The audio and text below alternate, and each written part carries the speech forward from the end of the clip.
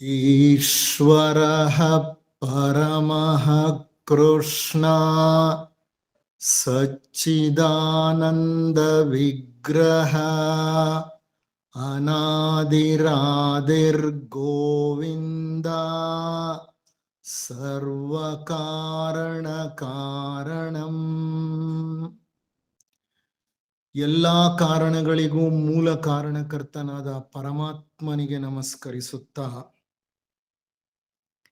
ಎಲ್ಲ ಜೀವನ್ಮುಕ್ತ ಋಷಿಗಳ ಪಾದಗಳಿಗೆ ಪ್ರಣಾಮಗಳನ್ನು ಸಲ್ಲಿಸುತ್ತಾ, ಎಲ್ಲರ ಅಂತರಂಗಗಳಲ್ಲಿ ನೆಲೆಸಿರುವ ಆ ದಿವ್ಯ ಚೈತನ್ಯಕ್ಕೆ ವಂದಿಸುತ್ತಾ, ಸೋದರ ಸೋದರಿಯರೇ, ಆತ್ಮೀಯರೇ, ಇಂದಿನ ಒಂದು ಉಪನ್ಯಾಸಕ್ಕೆ ನನ್ನನ್ನು ಆಹ್ವಾನಿಸಿ ಉಪನ್ಯಾಸ ನೀಡಲು ನನಗೆ ಅವಕಾಶವನ್ನು ಒದಗಿಸಿಕೊಟ್ಟಂತಹ ಧ್ಯಾನ ಮತ್ತು ವ್ಯಾಸಂಗ ವೃತ್ತದ ಪ್ರಸ್ತುತ ನಿರ್ದೇಶಕ ದ್ವಯರಾದಂತಹ ಹಿರಿಯ ಸೋದರ ವಾಸುದೇವ್ರವರಿಗೂ ಮತ್ತು ಸೋದರಿ ವಾಣಿ ವಾಸುದೇವ್ರವರಿಗೂ ನನ್ನ ಕೃತಜ್ಞತೆಗಳನ್ನು ಅರ್ಪಿಸುತ್ತೇನೆ. ಈ ಹಂತದಲ್ಲಿ ನನ್ನ ಪೂಜ್ಯ ಮಾರ್ಗದರ್ಶಕರು, ಗುರುಗಳು, ಹಿತೈಷಿಗಳು ಆಗಿದ್ದಂತಹ ಹಿರಿಯ ಸೋದರ ಸುಕೃಷ್ಣಮೂರ್ತಿ ಮತ್ತು ಹಿರಿಯ ಸೋದರಿ ರುಕ್ಮಿಣಮ್ಮನವರನ್ನ ನೆನಪಿಸಿಕೊಳ್ಳುತ್ತಾ ಅವರಿಗೆ ನನ್ನ ನಮನಗಳನ್ನು ಸಲ್ಲಿಸುತ್ತಾ ಮತ್ತು ಕೇಳುಗರಿಗೆ, ಶ್ರೋತೃವರ್ಗಕ್ಕೆ ನನ್ನ ನಮನಗಳನ್ನು ಸಲ್ಲಿಸಿ ಈ ಒಂದು ಉಪನ್ಯಾಸವನ್ನ ಪ್ರಾರಂಭ ಮಾಡಲಿಕ್ಕೆ ಇಚ್ಛೆ ಪಡ್ತೇನೆ. ಉಪನ್ಯಾಸದ ಒಂದು ಶೀರ್ಷಿಕೆ ಪರಾವಿದ್ಯೆ ಒಂದು ಸಂಕ್ಷಿಪ್ತ ನೋಟ ಅಂತ ಇದೆ. ಈ ಶೀರ್ಷಿಕೆಗೆ ಸಂಬಂಧಪಟ್ಟ ಹಾಗೆ ಬಹಳ ಆಳವಾದ ಅಧ್ಯಾತ್ಮ ವಿಚಾರಗಳಿವೆ ಮತ್ತು ಬಹಳ ದೀರ್ಘವಾಗಿ ಉಪನ್ಯಾಸ ಮಾಡುವಷ್ಟು ಸರಕುಗಳು ಇವೆ. ಆದರೆ ಪರಾವಿದ್ಯೆಯ ಬಗ್ಗೆ ನನ್ನ ಉದ್ದೇಶ ನಿಮಗೆ ಒಂದು ಸಂಕ್ಷಿಪ್ತ ನೋಟವನ್ನ ನೀಡುವುದು. ಪರಾವಿದ್ಯೆ ಅಂದ್ರೆ ಏನು? ಈ ಪರಾವಿದ್ಯೆಯ ಒಂದು ಅನುಷ್ಠಾನ ಹೇಗೆ ನಡೆಯುತ್ತೆ, ಇದರಿಂದ ನಮಗಾಗಬೇಕಾದಂತಹ ಲಾಭವಾದರೂ ಏನು ಅನ್ನೋ ಪ್ರಶ್ನೆಗಳಿಗೆ ಸಮಂಜಸವಾದ ಪರಿಹಾರವನ್ನ ನೀಡುವ ನಿಟ್ಟಿನಲ್ಲಿ ನಾನು ಒಂದು ಉಪನ್ಯಾಸವನ್ನ ನಿಮಗೆ ಕೊಡ್ತಾ ಇದ್ದೇನೆ, ನಿಮಗೆ ತಲುಪಿಸ್ತಾ ಇದ್ದೇನೆ. ವಾಣಿಯವರು ನನಗೆ ಫೋನ್ ಮಾಡಿ ಕೇಳಿದಾಗ ಒಂದು ಉಪನ್ಯಾಸವನ್ನ ನೀಡಬೇಕು, ದಿನಾಂಕವನ್ನ ಕೊಡಿ ಮತ್ತೊಂದು ಶೀರ್ಷಿಕೆಯನ್ನ ಕೊಡಿ ಎಂದಾಗ ದಿನಾಂಕವನ್ನೇನೋ ಕೊಟ್ಟುಬಿಟ್ಟೆ, ಆದರೆ ಶೀರ್ಷಿಕೆಯನ್ನ ನಾನು ಒಂದೆರಡು ದಿನಗಳಲ್ಲಿ ನಿಮಗೆ ತಿಳಿಸ್ತೇನೆ ಅಂತ ಹೇಳಿದೆ. ಆ ಹಂತದಲ್ಲಿ ನಾನು ಪರಾವಿದ್ಯೆ ಎನ್ನುವಂತಹ ಒಂದು ಗ್ರಂಥವನ್ನ ಓದ್ತಾ ಇದ್ದೆ. ಅದನ್ನ ಬರೆದವರು ಪೂಜ್ಯ ವೆಂಕಣ್ಣ ಭಟ್ಟರು. ಅವರು ಮತ್ತೊಂದು ಪುಸ್ತಕ ಬರೆದಿದ್ದಾರೆ, ಬ್ರಹ್ಮವಿದ್ಯಾ ದರ್ಪಣ ಅಂತ. ಆ ಗ್ರಂಥವನ್ನು ಜೊತೆಗೆ ಓದ್ತಿದ್ದೆ. ಸಾಮಾನ್ಯವಾಗಿ ನಾನು ಒಂದೇ ಗ್ರಂಥವನ್ನ ಹಿಡಿದು ಓದಲ್ಲ. ಅದು ನನ್ನ ಅಭ್ಯಾಸವೋ ದುರಭ್ಯಾಸವೋ ಗೊತ್ತಿಲ್ಲ. ಆದ್ರೆ ನನಗೆ ಹೆಚ್ಚು ಲಾಭ ದೊರಕಿದೆ 2-3 ಗ್ರಂಥಗಳನ್ನ ಪ್ಯಾರಲಲ್ ಆಗಿ ಓದಿದಾಗ. ವೆಂಕಣ್ಣ ಭಟ್ರೆ ಬರೆದಂತಹ ಪರಾವಿದ್ಯೆಯನ್ನು ಓದ್ತಿದ್ದೆ, ಬ್ರಹ್ಮವಿದ್ಯಾ ದರ್ಪಣವನ್ನು ಓದ್ತಾ ಇದ್ದೆ. ಈ 2 ಗ್ರಂಥಗಳನ್ನು ಓದ್ತಾ ಇದ್ದಂತ ಹಂತದಲ್ಲಿ ನನಗೆ ಯಾಕೆ ಈ ಪರಾವಿದ್ಯೆಯ ಬಗ್ಗೆಯೇ ಒಂದು ಉಪನ್ಯಾಸವನ್ನ ನೀಡಬಾರದು, ಇದು ಅತ್ಯಂತ ಅವಶ್ಯಕವಾದಂತಹ ಒಂದು ವಿಚಾರ. ಈ ವಿಚಾರ ಹೆಚ್ಚು ಹೆಚ್ಚು ಜನರಿಗೆ ತಲುಪಿದಷ್ಟು ನಾವು ಜನರಲ್ಲಿ ಒಂದು ಪರಿವರ್ತನೆಯನ್ನ ಕಾಣಬಹುದು. ಜನರಲ್ಲಿ ಉಂಟಾಗುವ ಪರಿವರ್ತನೆ ಸಮಾಜದ ಮೇಲೆ ಪ್ರಭಾವವನ್ನು ಬೀರಿ ಸಮಾಜವೂ ಪರಿವರ್ತನೆಯನ್ನ ಹೊಂದಬಹುದು. ಎಂದು ಸಮಾಜ ಪರಿವರ್ತನೆ ಹೊಂದುತ್ತೋ ಅಂದು ಖಂಡಿತವಾಗಿಯೂ ಅಧ್ಯಾತ್ಮ ಅನ್ನೋದು ಬಲವಾಗಿ ಒಂದು ರಾಷ್ಟ್ರದಲ್ಲಿ ಬೇರೂರುತ್ತೆ ಅನ್ನುವಂತಹ ಒಂದು ಸಂಕಲ್ಪದಿಂದ ಇದು ಅತ್ಯವಶ್ಯಕವಾದಂತಹ ಒಂದು ವಿಚಾರವೆಂದು ಪರಿಗಣಿಸಿ ಈ ಉಪನ್ಯಾಸವನ್ನ ನಿಮ್ಗೆ ನೀಡ್ತಾ ಇದ್ದೇನೆ. ಉಪನ್ಯಾಸದ ಪ್ರಾರಂಭದಲ್ಲಿ ನಾನೊಂದು ಪ್ರಸಂಗವನ್ನ ನಿಮಗೆ ತಿಳಿಸ್ತೇನೆ. ಈ ಪ್ರಸಂಗ ನಮಗೆ ಪರಾವಿದ್ಯೆ ಅಂದ್ರೆ ಏನು ಅನ್ನೋದನ್ನ ಪರಿಚಯ ಮಾಡಿಕೊಡುತ್ತೆ. ಈ ಪ್ರಸಂಗ ಒಂದು ಆಶ್ರಮಕ್ಕೆ ಸೇರಿದ್ದು. ನಿಮ್ಗೆ ಗೊತ್ತು, ಹಿಂದಿನ ಕಾಲದಲ್ಲಿ ಗುರುಕುಲಗಳಿತ್ತು. ಆಶ್ರಮಗಳಲ್ಲಿ ಗುರುಗಳ ಸಂಪರ್ಕ ಮತ್ತು ಸಾನ್ನಿಧ್ಯದಲ್ಲಿ ವಿದ್ಯೆಯನ್ನ ಜ್ಞಾನವನ್ನ ಅರ್ಜಿಸುತ್ತಿದ್ರು. ಅರ್ಜಿಸುವುದು ಅಂತಂದ್ರೆ ಗಳಿಸಿಕೊಳ್ಳುತ್ತಿದ್ರು. ಅಂತಹ ಒಂದು ಆಶ್ರಮ ಸಂಜೆಯ ಸಮಯ ಗುರುಗಳು ಅಥವಾ ಋಷಿಗಳು ಆಶ್ರಮದ ಹೊರಗಡೆ ಮರದ ಕೆಳಗಡೆ ಕುಳಿತುಕೊಂಡಿದ್ದಾರೆ, ಮೌನವಾಗಿ ಕುಳಿತಿದ್ದಾರೆ. ಅವರ ಮುಂದೆ ಅವರ ಒಬ್ಬ ಶಿಷ್ಯ ಕುಳಿತಿದ್ದಾನೆ. ಗುರುಗಳು ಸ್ವಲ್ಪ ಹೊತ್ತು ಧ್ಯಾನವನ್ನ ಮಾಡಿದರು, ಕಣ್ತೆರೆದರು. ಮುಂದೆ ಕುಳಿತಿರುವಂತ ಶಿಷ್ಯನನ್ನ ಕುರಿತು ಕೇಳ್ತಾರೆ, ಅಯ್ಯ, ಇಷ್ಟು ವರ್ಷಗಳ ಕಾಲ ನೀನು ಈ ಆಶ್ರಮದಲ್ಲಿ ಇದ್ದು ಅಧ್ಯಯನವನ್ನು ವ್ಯಾಸಂಗವನ್ನು ನಡೆಸಿದ್ದೀಯ. ಈಗ ಹೇಳು, ನೀನು ಏನೆಲ್ಲ ಕಲಿತಿದ್ದೀಯಾ? ಎಷ್ಟೋ ವರ್ಷಗಳ ಕಾಲ ನೀನು ಆಶ್ರಮದಲ್ಲಿದ್ದು ವಿದ್ಯಾಭ್ಯಾಸ ಮಾಡ್ತಿದೀಯಾ, ಜ್ಞಾನಾರ್ಜನೆ ಮಾಡ್ತಿದೀಯಾ. ಈಗ ಹೇಳಪ್ಪ, ನೀನು ಏನೆಲ್ಲ ಕಲಿತಿದ್ದೀಯ ಇಲ್ಲಿ ಅಂತ. ಶಿಷ್ಯ ವಿನಯದಿಂದ ಉತ್ತರಿಸುತ್ತಾನೆ, ಗುರುಗಳೇ, ನಾನು ವೇದಗಳು, ಉಪನಿಷತ್ಗಳು, ಸಸ್ಯಶಾಸ್ತ್ರ, ಖಗೋಳಶಾಸ್ತ್ರ, ಗಣಿತಶಾಸ್ತ್ರ, ತರ್ಕಶಾಸ್ತ್ರ, ಮೂಲಿಕಾಶಾಸ್ತ್ರ, ಪಾಕಶಾಸ್ತ್ರ, ಸಂಗೀತ, ವ್ಯಾಕರಣ, ಚಿತ್ರಕಲೆ ಇವೆಲ್ಲವನ್ನು ಮತ್ತು ಇನ್ನೂ ಹಲವಾರು ಶಾಸ್ತ್ರಗಳನ್ನ ಕಲಿತಿದ್ದೇನೆ ಗುರುವರ್ಯ ಅಂತಾನೆ. ಆಗ ಗುರುವು ಮುಗುಳ್ನಕ್ಕು ಹೇಳ್ತಾರೆ, ಸರಿಯಪ್ಪ, ಬಹಳ ಸಂತೋಷ, ನೀನು ಸಾಕಷ್ಟು ಕಲಿತಿದ್ದೀಯ. ಆದರೆ ನನ್ನ ಒಂದು ಪ್ರಶ್ನೆ ಇದೆ ನಿನಗೆ, ನೀನು ಉತ್ತರಿಸಬಲ್ಲೆಯಾ ಅಂತ ಕೇಳ್ತಾರೆ. ಆ ಶಿಷ್ಯ ಅಷ್ಟೇ ವಿನಯಪೂರ್ವಕವಾಗಿ ಕೈ ಜೋಡಿಸಿ ಹೇಳ್ತಾನೆ ಗುರುಗಳಿಗೆ, ಗುರುವರ್ಯ ಕೇಳಿರಿ ಎಂದು ತಲೆಬಾಗಿ ನಿಂತ್ಕೊಳ್ತಾನೆ.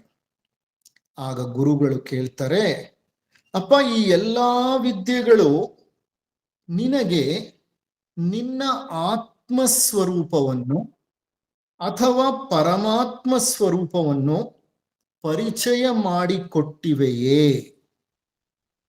ಇಷ್ಟೆಲ್ಲ ಶಾಸ್ತ್ರಗಳನ್ನ ಕಲ್ತಿದ್ದೀನಿ ಅಂತ ಹೇಳ್ತಿದೀಯಲ್ಲ, ಈ ಎಲ್ಲ ಶಾಸ್ತ್ರಗಳು ನಿನಗೆ ನಿನ್ನ ಆತ್ಮದ ಸ್ವರೂಪವನ್ನಾಗಲಿ ಅಥವಾ ಪರಮಾತ್ಮನ ಸ್ವರೂಪವನ್ನಾಗಲಿ ಪರಿಚಯ ಮಾಡಿಕೊಟ್ಟಿವೆಯಾ?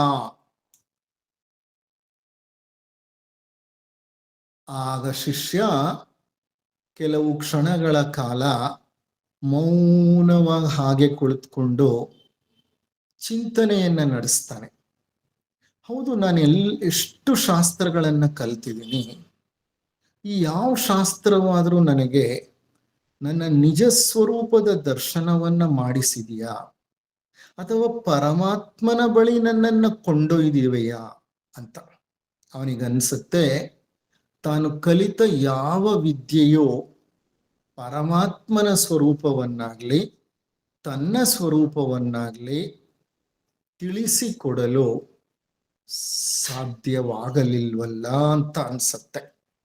ಆಗ ಹೇಳ್ತಾನೆ, ಇಲ್ಲ ಗುರುಗಳೇ, ಯಾವುದೇ ವಿದ್ಯೆ ನಾನು ಕಲ್ತಿರೋದು ನನಗೆ ಪರಮಾತ್ಮನ ದರ್ಶನವನ್ನಾಗ್ಲಿ ನನ್ನ ನಿಜ ಸ್ವರೂಪದ ದರ್ಶನವನ್ನಾಗ್ಲಿ ಮಾಡಿಸಿಲ್ಲ ಅಂತ.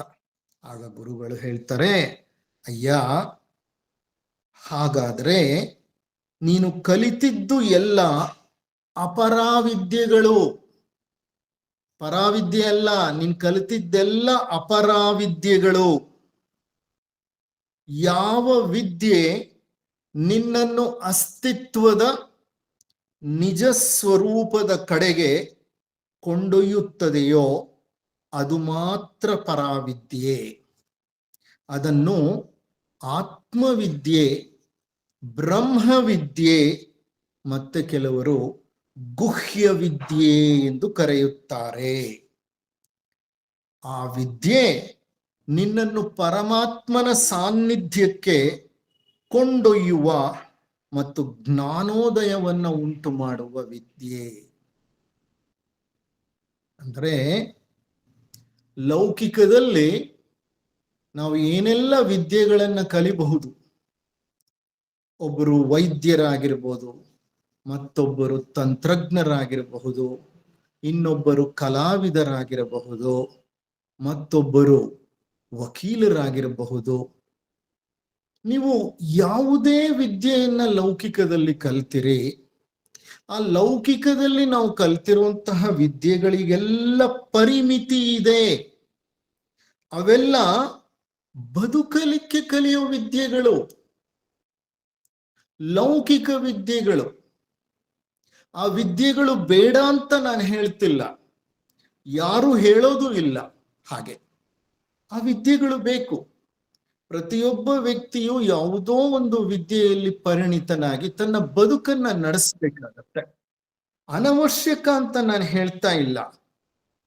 ಆ ಅಪರಾವಿದ್ಯೆಗಳನ್ನ ನಾವೇನ್ ಕಲ್ತಿರ್ತೀವಿ ಅವೆಲ್ಲ ಲೌಕಿಕ ವಿದ್ಯೆಗಳೇ. ಆದರೆ ಅವು ನಮ್ಮನ್ನು ಈ ಕೆಳಗಿನ ಲೋಕಗಳಿಗೆ ಬಂಧಿಸುತ್ತವೆ.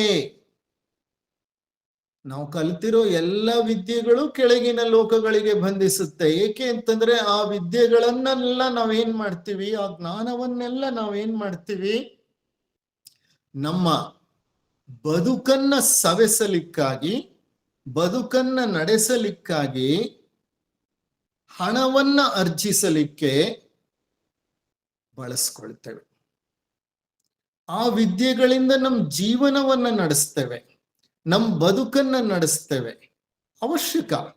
ಆದರೆ ಆ ವಿದ್ಯೆಗಳು ನಿನ್ನನ್ನು ಚಿಂತಕನನ್ನಾಗಿ ಮಾಡಿ, ದಾರ್ಶನಿಕನನ್ನಾಗಿ ಮಾಡಿ, ತತ್ವಜ್ಞನನ್ನಾಗಿ ಮಾಡಿ, ನಿನ್ನಲ್ಲೇ ಹುದುಗಿರುವ ನಿನ್ನ ಆತ್ಮ ಸ್ವರೂಪವನ್ನ ಹುಡುಕುವಂತೆ ಪ್ರೇರೇಪಿಸುತ್ತವೆಯೇ? ಅದು ಪ್ರಶ್ನೆ.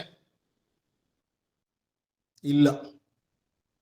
ಈ ವಿದ್ಯೆಗಳೆಲ್ಲ ತಮ್ಮದೇ ಆದ ಪರಿಮಿತಿಯನ್ನ ಹೊಂದಿವೆ.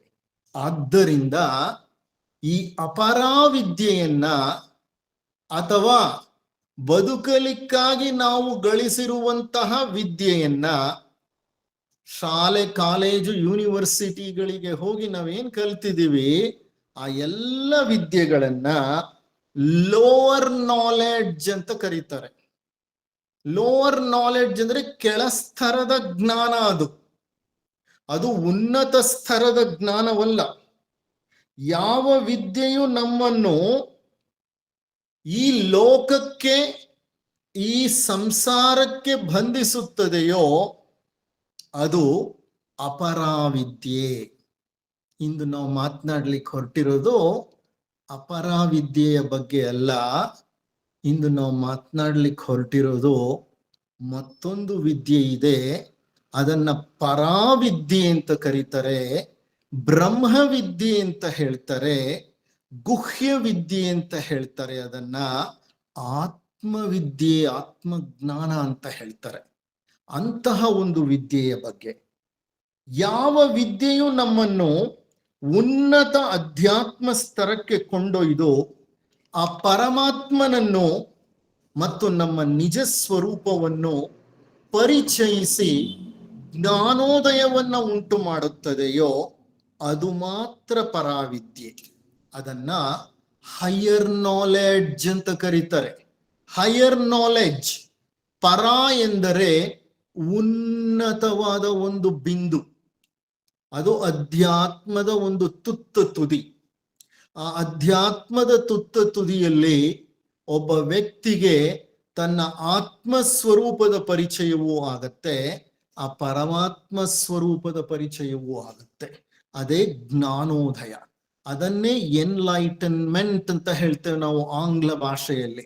ಅಂತಹ ಒಂದು ಉನ್ನತ ಸ್ತರಕ್ಕೆ ಕೊಂಡೊಯ್ದು ನಾನು ಯಾರು ಅನ್ನೋದನ್ನ ನನಗೆ ಪರಿಚಯಿಸಿ ಕೊಡುತ್ತಲ್ಲ, ಆ ವಿದ್ಯೆಯೇ ಪರಾವಿದ್ಯೆ, ಆ ವಿದ್ಯೆಯೇ ಬ್ರಹ್ಮವಿದ್ಯೆ. ಇದಕ್ಕೆ ಸಂಬಂಧಿಸಿದಂತೆ ಮುಂಡಕ ಉಪನಿಷತ್ತಿನಲ್ಲಿ ಒಂದು ಸುಂದರವಾದಂತಹ ಶ್ಲೋಕ ಇದೆ ನೋಡಿ. ಇದುವರೆಗೂ 200ಕ್ಕಿಂತ ಹೆಚ್ಚು ಉಪನಿಷತ್ತುಗಳು ನಮಗೆ ಲಭ್ಯವಾಗಿವೆ.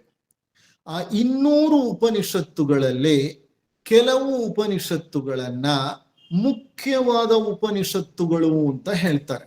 ಅಂತಹ ಮುಖ್ಯವಾದ ಉಪನಿಷತ್ತುಗಳ ಸಂಖ್ಯೆ 13 ಅಂತ ಹೇಳ್ತಾರೆ.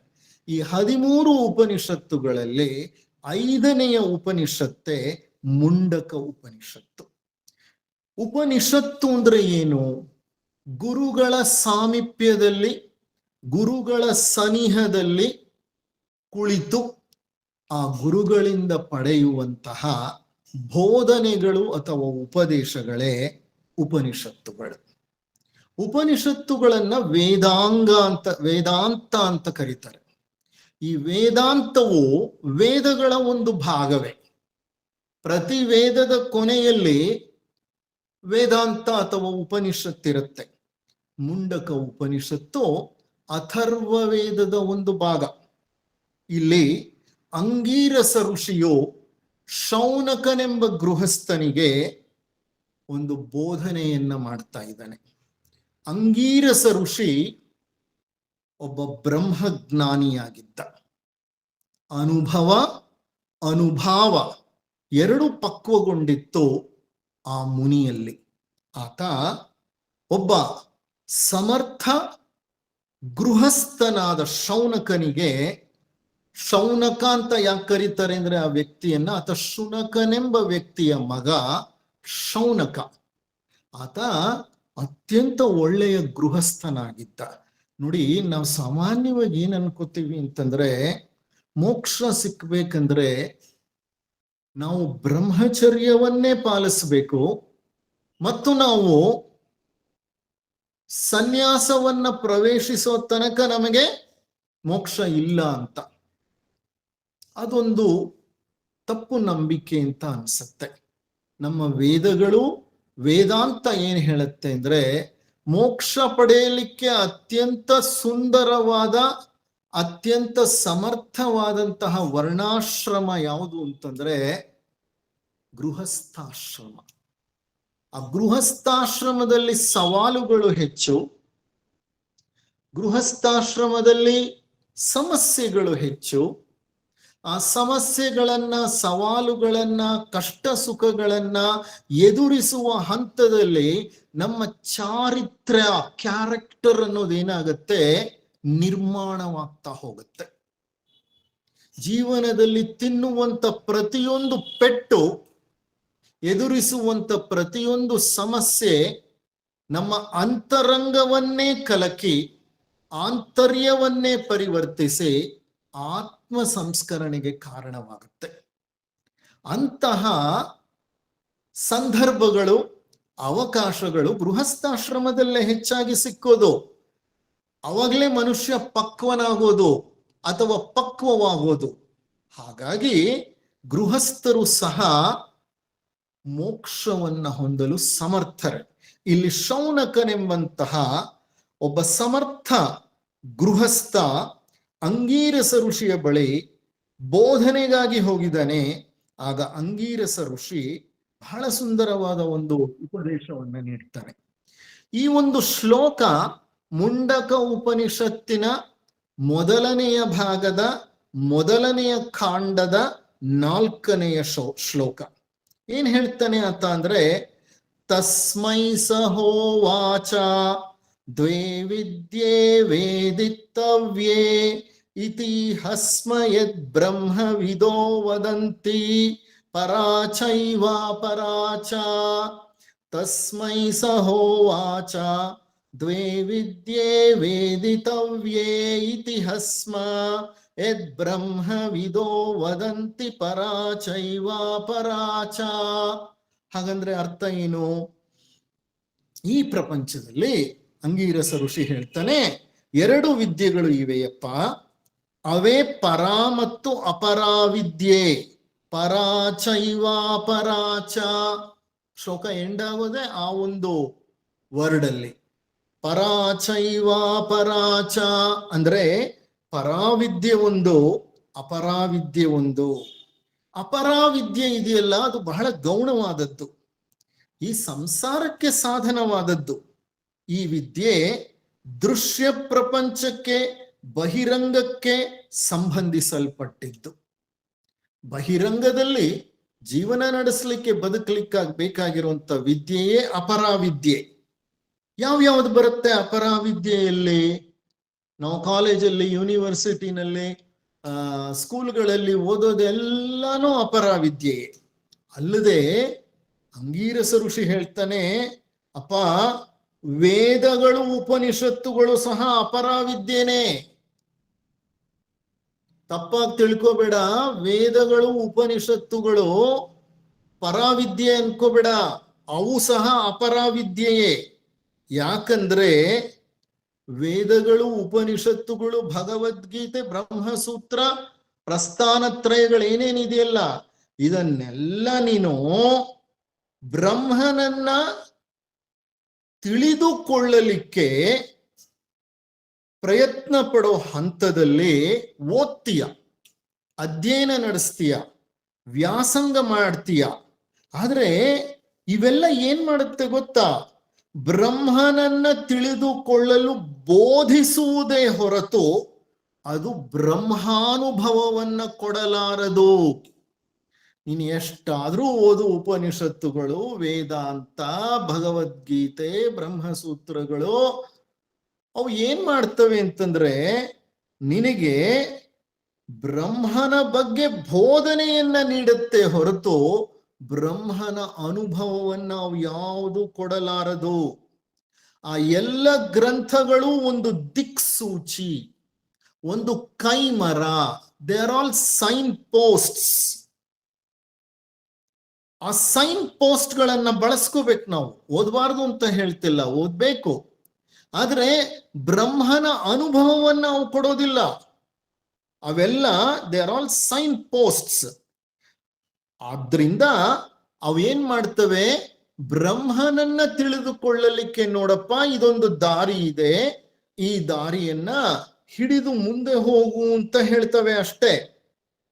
ಆ ಮಾರ್ಗದಲ್ಲಿ ನಡೆಯಬೇಕಾದದ್ದು, ಗುರಿಯನ್ನ ಸೇರಬೇಕಾದದ್ದು ಸಾಧಕನ ಕರ್ತವ್ಯ. ಸುಮ್ಮನೆ ಓದಿ ಪಾಂಡಿತ್ಯವನ್ನ ಪ್ರದರ್ಶನ ಮಾಡಿದ್ರೆ ಅದರಿಂದ ಒಬ್ಬ ವ್ಯಕ್ತಿ ಬ್ರಹ್ಮಜ್ಞಾನಿ ಆಗ್ಲಿಕ್ಕೆ ಸಾಧ್ಯವಿಲ್ಲ.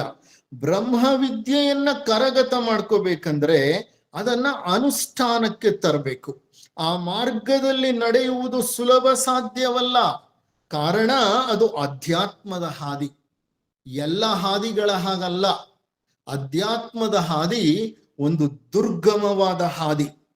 ಯಾರೂ ಆ ಮಾರ್ಗವನ್ನ ನಿಮಗೆ ನಿರ್ಮಿಸಿ ಇಟ್ಟಿಲ್ಲ, ನಿರ್ಮಿಸಿ ಕೊಡುವುದೂ ಇಲ್ಲ.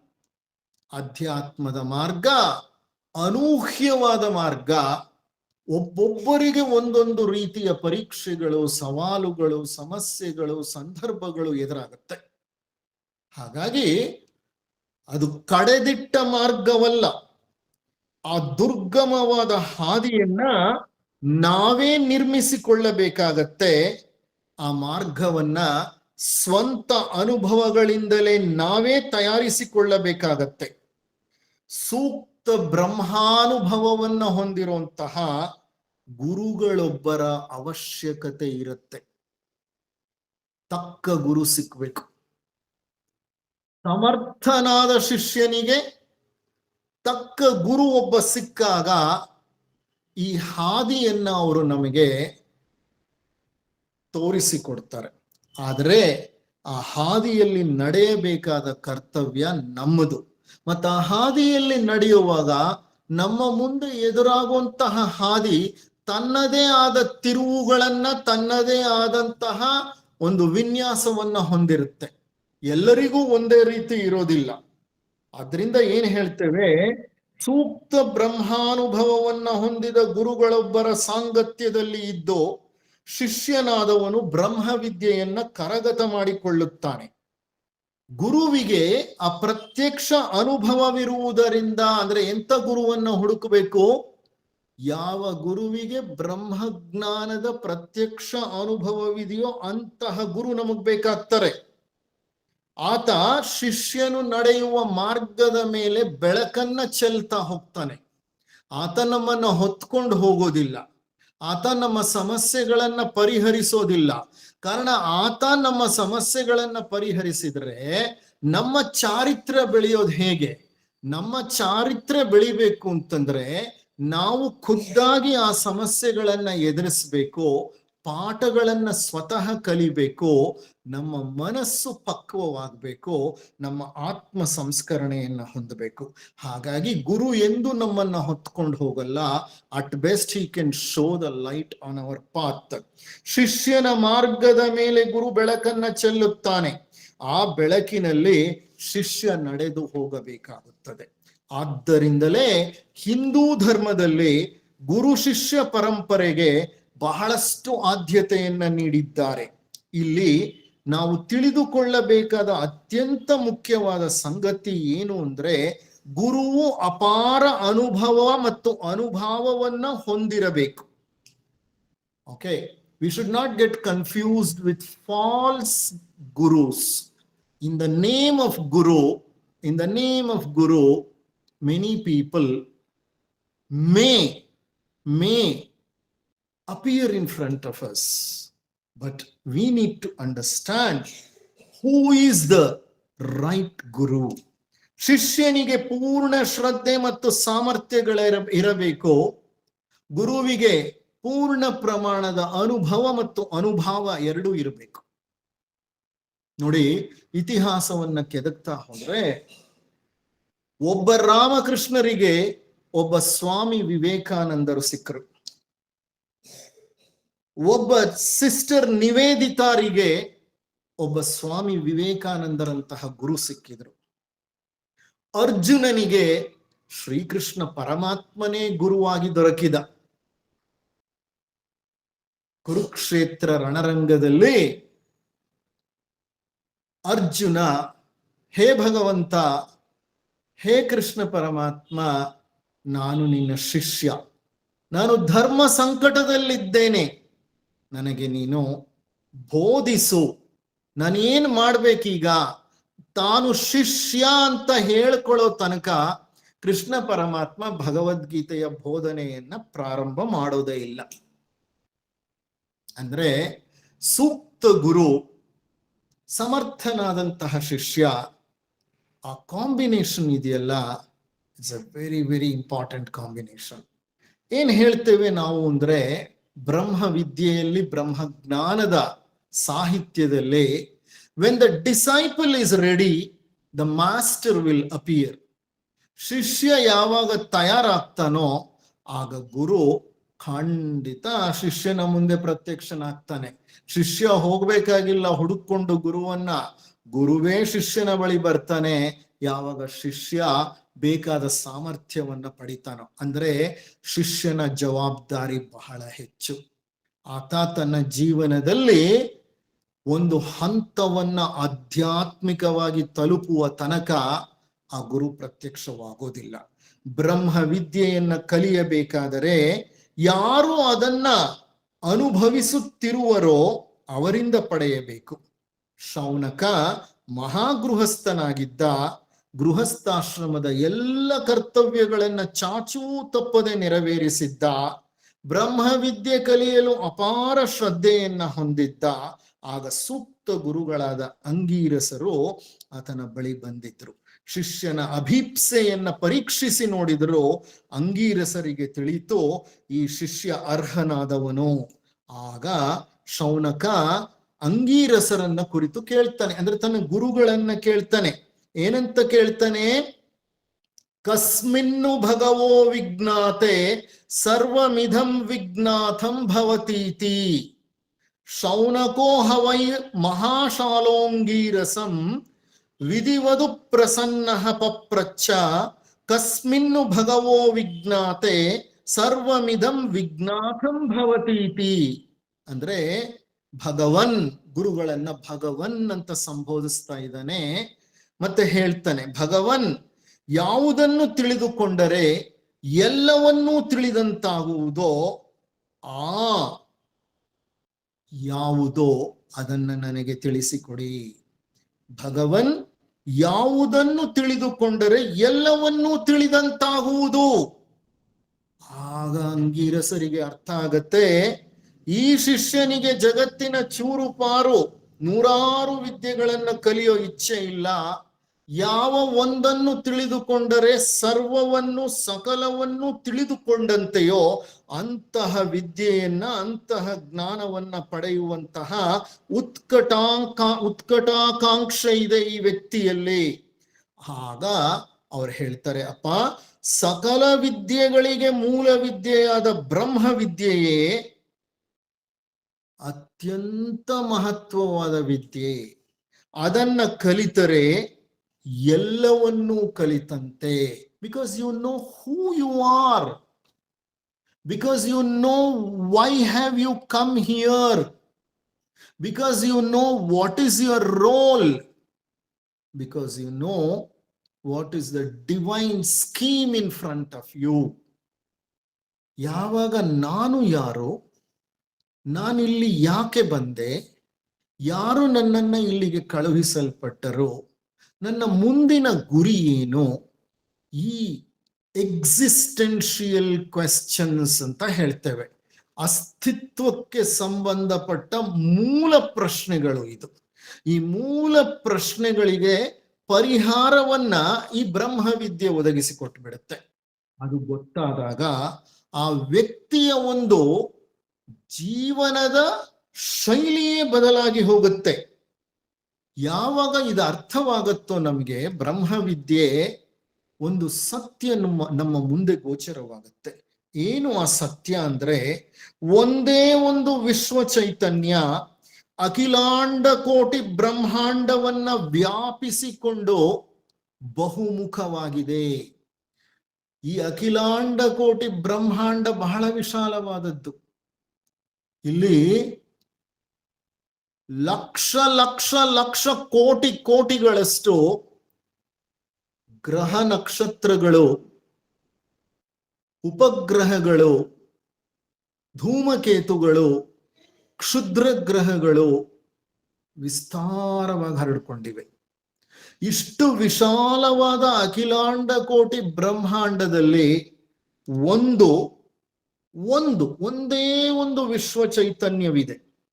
ಈ ಒಂದೇ ಒಂದು ವಿಶ್ವ ಚೈತನ್ಯ ವ್ಯಾಪಕವಾಗಿ ಹರಡಿಕೊಂಡಿದೆ. ನಾನು ಆ ವಿಶ್ವ ಚೈತನ್ಯದ ಒಂದು ಅವಿಚ್ಛಿನ್ನ ಅಂಶ. I am no other than the universal consciousness.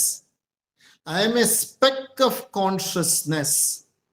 The same consciousness which is there in me is there in the rest of the creatures. ಜಗತ್ತಿನಲ್ಲಿರುವ ಎಲ್ಲ ಜೀವಜಂತುಗಳಲ್ಲೂ ನನ್ನಲ್ಲಿರುವಂತಹ ಒಂದು ಪ್ರಜ್ಞಾಂಶವೇ ಇದೆ. ಅವರು ಬೇರೆ ಯಾರು ಅಲ್ಲ. ಈ ಅರಿವು ಬರೋದಿದೆಯಲ್ಲ, ಇದು ಅಷ್ಟು ಸುಲಭ ಅಲ್ಲ. ನಾನು ಹೇಳ್ತಿದ್ದೀನಿ, ನೀವು ಕೇಳ್ತಿದ್ದೀರಿ, ಇದನ್ನ ಬೌದ್ಧಿಕವಾಗಿ ಅರ್ಥ ಮಾಡ್ಕೋತಿದ್ದೀರಿ. ಆದರೆ ಈ ಬುದ್ಧಿ ಮಟ್ಟವನ್ನ ಮೀರಿದ ಒಂದು ಅಂತಃಸ್ಫುರಣೆ, ಇಂಟ್ಯೂಷನ್ ಅನ್ನುವಂತಹ ಒಂದು ಹಂತವಿದೆ. ಆ ಇಂಟ್ಯೂಷನ್ ನಲ್ಲಿ ಅನುಭಾವವಾಗಿ ಇದು ಈ ಒಂದು ಜ್ಞಾನ ಅನುಭಾವವಾಗಿ ಏರ್ಪಡಬೇಕು. ನಮ್ಮಲ್ಲಿ ಅನುಭಾವವು ಇದನ್ನ ಪರಿಚಯ ಮಾಡಿಕೊಡ್ಬೇಕು. ಅನುಭವವಲ್ಲ, ಅನುಭಾವ. ಅನುಭಾವ ಅನ್ನೋದು ಒಂದು ಎತ್ತರದ ಪ್ರಜ್ಞಾಸ್ಥಿತಿ. ಆ ಪ್ರಜ್ಞಾಸ್ಥಿತಿಯಲ್ಲಿ ನಮಗೆ ಇದು ಹೊಳೆದ್ರೆ ಮಾತ್ರ ನಮ್ಮಲ್ಲಿ ಪರಿಪೂರ್ಣ ಬದಲಾವಣೆ ಆಗುತ್ತೆ. ಆ ಅನುಭಾವ ಬರಬೇಕಾದ್ರೆ ಸಾಧನೆ ಬಹಳ ಮುಖ್ಯ. ಅದನ್ನೇ ಆತ್ಮವಿದ್ಯೆ ಒತ್ತಿ ಹೇಳ್ತಿರೋದು. ಗ್ರಂಥಗಳನ್ನ ಓದೋದು ಆತ್ಮವಿದ್ಯೆ ಅಲ್ಲ. ಉಪನಿಷತ್ತಾಗ್ಲಿ ವೇದವಾಗ್ಲಿ ಪಠನ ಮಾಡೋದು ಆತ್ಮವಿದ್ಯೆ ಅಲ್ಲ. ಆದರೆ ಈ ವೇದಗಳು ಉಪನಿಷತ್ತುಗಳನ್ನ ಅಧ್ಯಯನ ಮಾಡಿ, ವ್ಯಾಸಂಗ ಮಾಡಿ, ಅದರ ಒಂದು ಅಂತರಾರ್ಥವನ್ನ ಪರಿಪೂರ್ಣವಾಗಿ ತಿಳಿದುಕೊಳ್ಳುವ ಪ್ರಯತ್ನ ಮಾಡಿ, ಧ್ಯಾನ, ಧಾರಣ ಮತ್ತು ನಮ್ಮ ಪ್ರತಿನಿತ್ಯದ ಜೀವನ, ಇದರಲ್ಲಿ ಈ ಧ್ಯಾನ ಧಾರಣವನ್ನ ಮಾಡ್ತಾ ಪ್ರತಿನಿತ್ಯ ಜೀವನದಲ್ಲಿ ಬದಲಾವಣೆಗಳಾಗ್ತಾ ಹೋದ್ರೆ ಖಂಡಿತ ನಾವು ಆತ್ಮವಿದ್ಯೆಯನ್ನ ಕರಗತ ಮಾಡಿಕೊಳ್ಳಲು ಸಾಧ್ಯವಾಗತ್ತೆ. ಎಲ್ಲಾ ಮಡಿಕೆಗಳು ಜೇಡಿ ಮಣ್ಣಿನಿಂದಲೇ ಆಗಿದೆ. ರೂಪಗಳು ಬೇರೆ, ಗಾತ್ರಗಳು ಬೇರೆ, ವಿಧ ರೀತಿಯ ಮಡಿಕೆಗಳು ನಮಗ್ ಸಿಕ್ಕಬಹುದು. ಆದ್ರೆ ಜೇಡಿ ಮಣ್ಣನ್ನ ಅರಿತರೆ ಮಡಕೆಗಳೆಲ್ಲ ಒಂದೇ ಎಂಬ ಅರಿವುಂಟಾಗುತ್ತೆ. ಬಂಗಾರದ ಎಷ್ಟೇ ನಗನಾಣ್ಯಗಳಿರಬಹುದು, ಆದರೆ ಅವೆಲ್ಲದರ ಮೂಲ ಬಂಗಾರವಷ್ಟೇ. ಹಾಗೆ ಪರಬ್ರಹ್ಮ ಒಂದೇ ಸತ್ಯ, ಅದೇ ಸರ್ವನಾಮ ರೂಪ ಆಕಾರಗಳ ಹಿಂದೆ ಇರೋದು. ಈ ಅರಿವು ಬರಬೇಕಾದ್ರೆ ನಮ್ಮ ಚಾರಿತ್ರ್ಯ ಯಾವ ಮಟ್ಟಕ್ಕೆ ಬೆಳಿಬೇಕು, ಯಾವ ರೀತಿಯ ಒಂದು ಪ್ರಜ್ಞಾ ಬೆಳವಣಿಗೆ ನಮ್ಮಲ್ಲಿ ಆಗ್ಬೇಕು. ನಾನು, ನೀನು, ಅವರು, ಇವರು ಇವೆಲ್ಲ ಲೌಕಿಕ ಪ್ರಪಂಚದಲ್ಲಿ ನಾವು ಅನುಕೂಲಕ್ಕಾಗಿ ಸೃಷ್ಟಿಸಿಕೊಂಡಿರುವ ಪ್ರತ್ಯೇಕತೆಗಳು ಅಷ್ಟೇ. ಇದು ನನ್ನ ಮನೆ, ಅದು ಅವ್ರ ಮನೆ, ಇದು ನಾನು, ಅದು ಅವರು, ಇದು ಅವರ ಆಸ್ತಿ, ಇದು ನನ್ನ ಆಸ್ತಿ. ಇವೆಲ್ಲ ಲೌಕಿಕದಲ್ಲಿ ನಾವು ಸೃಷ್ಟಿ ಮಾಡ್ಕೊಂಡಿರುವಂತಹ ಪ್ರತ್ಯೇಕತೆಗಳು. ಇವು ಯಾವೂ ಸತ್ಯ ಅಲ್ಲ.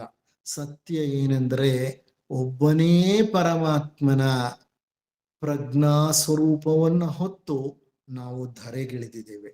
ಇದು ಏಕತ್ವದ ಒಂದು ಅನುಸಂಧಾನ. ಹಾಗಾಗಿ ಪ್ರಪಂಚದಲ್ಲಿ ನಾವು ಸೃಷ್ಟಿಸಿಕೊಂಡ ಪ್ರತ್ಯೇಕತೆಗಳನ್ನ ತೊಡೆದು ಮೂಲತಃ ಎಲ್ಲರಲ್ಲೂ ಮಿಡಿಯುತ್ತಿರುವ ಆ ಮೂಲ ಚೈತನ್ಯವು ಒಂದೇ, ಅದೇ ಪರಬ್ರಹ್ಮ ಅನ್ನುವಂಥದ್ದು ಅನುಭಾವವಾಗಿ ನಮ್ಮಲ್ಲಿ ಅರಳಬೇಕು. ಆ ವಿದ್ಯೆಯನ್ನೇ ಬ್ರಹ್ಮವಿದ್ಯೆ ಅಂತ ಹೇಳ್ತಾರೆ. ಆ ಬ್ರಹ್ಮವಿದ್ಯೆಯನ್ನ ಬ್ರಹ್ಮದೇವ, ಲಾರ್ಡ್ ಆಫ್ ಕ್ರಿಯೇಷನ್, ಬ್ರಹ್ಮವಿದ್ಯೆಯನ್ನ ತನ್ನ ಹಿರಿಯ ಮಗನಾದ ಅಥರ್ವನಿಗೆ ಉಪದೇಶ ಮಾಡ್ತಾನೆ. ಅಥರ್ವನು ಅದನ್ನ ಅಂಗೀರನಿಗೆ ಉಪದೇಶ ಮಾಡ್ತಾನೆ. ಅಂಗೀರನು ಅದನ್ನ ಭರದ್ವಾಜನಿಗೆ ಉಪದೇಶ ಮಾಡ್ತಾನೆ. ಭರದ್ವಾಜನು ಅದನ್ನ ಅಂಗೀರಸನಿಗೆ ಉಪದೇಶ ಮಾಡ್ತಾನೆ. ಅಂಗೀರಸನು ಅದನ್ನ ಈಗ ಶೌನಕನಿಗೆ ಉಪದೇಶ ಮಾಡ್ತಾ ಇದ್ದಾನೆ. ಅಂದ್ರೆ ಅರ್ಥ, ಒಂದು ಮೇಣದ ಬತ್ತಿಯನ್ನ ಹಚ್ಚಿದ್ರೆ ಆ ಮೇಣದ ಬತ್ತಿ ಹಲವಾರು ಮೇಣದ ಬತ್ತಿಗಳನ್ನ ಹಚ್ಚಲಿಕ್ಕೆ ಸಹಾಯ ಮಾಡುತ್ತೆ. ಜ್ಞಾನ ಅನ್ನುವಂಥದ್ದು ಹಾಗೆ ಒಬ್ಬರಿಂದ ಒಬ್ಬರಿಗೆ, ಮತ್ತೊಬ್ಬರಿಗೆ, ಇನ್ನೊಬ್ಬರಿಗೆ, ಮಗದೊಬ್ಬರಿಗೆ ಹರಿದು ಹಂಚಿ ಹೋಗುತ್ತೆ ಅಲ್ವಾ. ಬ್ರಹ್ಮ ವಿಚಾರಕ್ಕೆ 4 ಸಾಧನಗಳಿವೆ ನೋಡಿ. ಈ ಬ್ರಹ್ಮ ವಿದ್ಯೆ ಅನ್ನೋದು, ಬ್ರಹ್ಮಜ್ಞಾನ ಅನ್ನೋದು ಪ್ರಾಯೋಗಿಕ ಶಾಸ್ತ್ರ. ಇದು ನಮ್ಮನ್ನ ಪರಿಪೂರ್ಣವಾಗಿ ಪರಿವರ್ತಿಸಿ ಬಿಡುವಂತಹ ಒಂದು ಜ್ಞಾನ ಅಥವಾ ವಿದ್ಯೆ. ಇಲ್ಲಿ ಈ ಬ್ರಹ್ಮಜ್ಞಾನ ಅಥವಾ ಬ್ರಹ್ಮ ವಿದ್ಯೆಯನ್ನ ಅರಿಯಬೇಕಾದರೆ ವ್ಯಕ್ತಿ ಸಾಧನಾ ಮಾರ್ಗವನ್ನ ಪ್ರವೇಶ ಮಾಡಬೇಕು. ಪಾಂಡಿತ್ಯವನ್ನ ಬದಿಗಿಡಬೇಕು. ಪಾಂಡಿತ್ಯ ತಲೆಯ ಮೇಲೆ ಹೊತ್ತಂತಹ ಹೊರೆ, ಆ ಹೊರೆನ ಎಷ್ಟು ಹೊತ್ತು ಅಂತ, ಎಷ್ಟು ದಿನಗಳು, ಎಷ್ಟು ವರ್ಷಗಳ ಕಾಲ ನಾವು ಹೊತ್ಕೊಂಡಿರ್ಲಿಕ್ಕೆ ಸಾಧ್ಯ ಹೇಳಿ? ಪಾಂಡಿತ್ಯವನ್ನ ತಲೆಯ ಮೇಲೆ ಹೊತ್ತಷ್ಟು ದಿನ ನಮ್ಮ ಪ್ರಯಾಣ ಬಹಳ ನಿಧಾನವಾಗಿ ಜರುಗತ್ತೆ. ಪಾಂಡಿತ್ಯ ಅನ್ನೋದು ಒಂದು ಹಂತದಲ್ಲಿ ಅಹಮ್ಮಾಗಿ ಕುಳಿತು ಬಿಡುತ್ತೆ ನಮ್ಮಲ್ಲಿ. ಅದು ನಮ್ಮನ್ನ ಇತರರಿಂದ ಪ್ರತ್ಯೇಕಿಸಿ ಬಿಡುತ್ತೆ. ಹಾಗಾಗಿ ಪಾಂಡಿತ್ಯವನ್ನ ಬದಿಗಿಟ್ಟು ಅನುಷ್ಠಾನವನ್ನ ಪ್ರಾರಂಭ ಮಾಡಬೇಕು. ಅಂತ ಅನುಷ್ಠಾನದ ಹಾದಿಯಲ್ಲಿ 4 ಸಾಧನೆಗಳನ್ನ ನಮ್ಮ ಬ್ರಹ್ಮವಿದ್ಯೆ ನಮಗೆ ಹೇಳುತ್ತೆ. ಒಬ್ಬ ವ್ಯಕ್ತಿ ಸಾಧನಾ ಮಾರ್ಗವನ್ನ ಪ್ರವೇಶಿಸಬೇಕು ಅನ್ನೋ ಉತ್ಸುಕತೆಯಿಂದ ಜೀವನವನ್ನ ಪರಿವರ್ತಿಸಿಕೊಳ್ಳಲು ಪ್ರಾರಂಭಿಸಿದಾಗ ಆತನಿಗೆ ಬೇಕಾಗುವ 4 ಸಾಧನಗಳು ಯಾವುವು?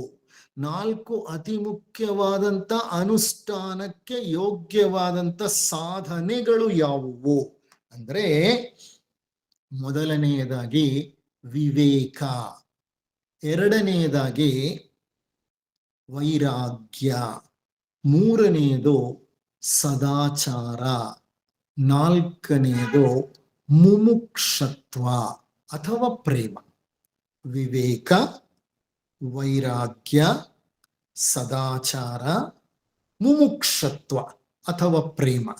ಈ 4 ಸಾಧನಗಳನ್ನ ಪ್ರತಿಯೊಬ್ಬ ವ್ಯಕ್ತಿ ತನ್ನ ಜೀವನದಲ್ಲಿ ಅಳವಡಿಸಿಕೊಳ್ಳುವ ಪ್ರಯತ್ನವನ್ನ ಮಾಡಬೇಕು.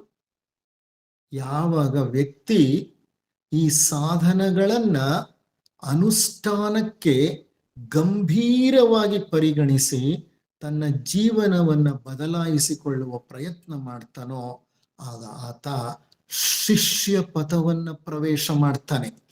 ಅಧ್ಯಾತ್ಮ ಮಾರ್ಗ, ಬ್ರಹ್ಮವಿದ್ಯಾ ಮಾರ್ಗ ಶಿಷ್ಯ ಪಥದಿಂದ ಪ್ರಾರಂಭವಾಗುತ್ತೆ. ಶಿಷ್ಯನಾಗ್ಲಿಕ್ಕಿಂತ ಮೊದಲು ನಾನೊಬ್ಬ ಸಾಮಾನ್ಯ ಮನುಷ್ಯ, ಓಕೆ, ನಾನೊಬ್ಬ ನಾಗರಿಕ ವ್ಯಕ್ತಿ ಆಗಿರಬಹುದು, ಆದರೆ ನನ್ನ ಒಳಗಡೆ ಚಾರಿತ್ರ್ಯ ಸಾಕಷ್ಟು ಬೆಳಿಬೇಕು. ಬೆಳೀದೆ ನಾನು ಶಿಷ್ಯನಾಗದೆ, ನಾನು ಶಿಷ್ಯ ಪಥವನ್ನ ಕ್ರಮಿಸದೆ ದೀಕ್ಷಾ ಪಥವನ್ನ ಪ್ರವೇಶ ಮಾಡಲಿಕ್ಕೆ ಸಾಧ್ಯ ಇಲ್ಲ. ಅಂದ್ರೆ ಅಧ್ಯಾತ್ಮದ ಮಾರ್ಗದಲ್ಲಿ ನಾನು ಮೊದಲು ಉತ್ಸುಕನಾಗಬೇಕು.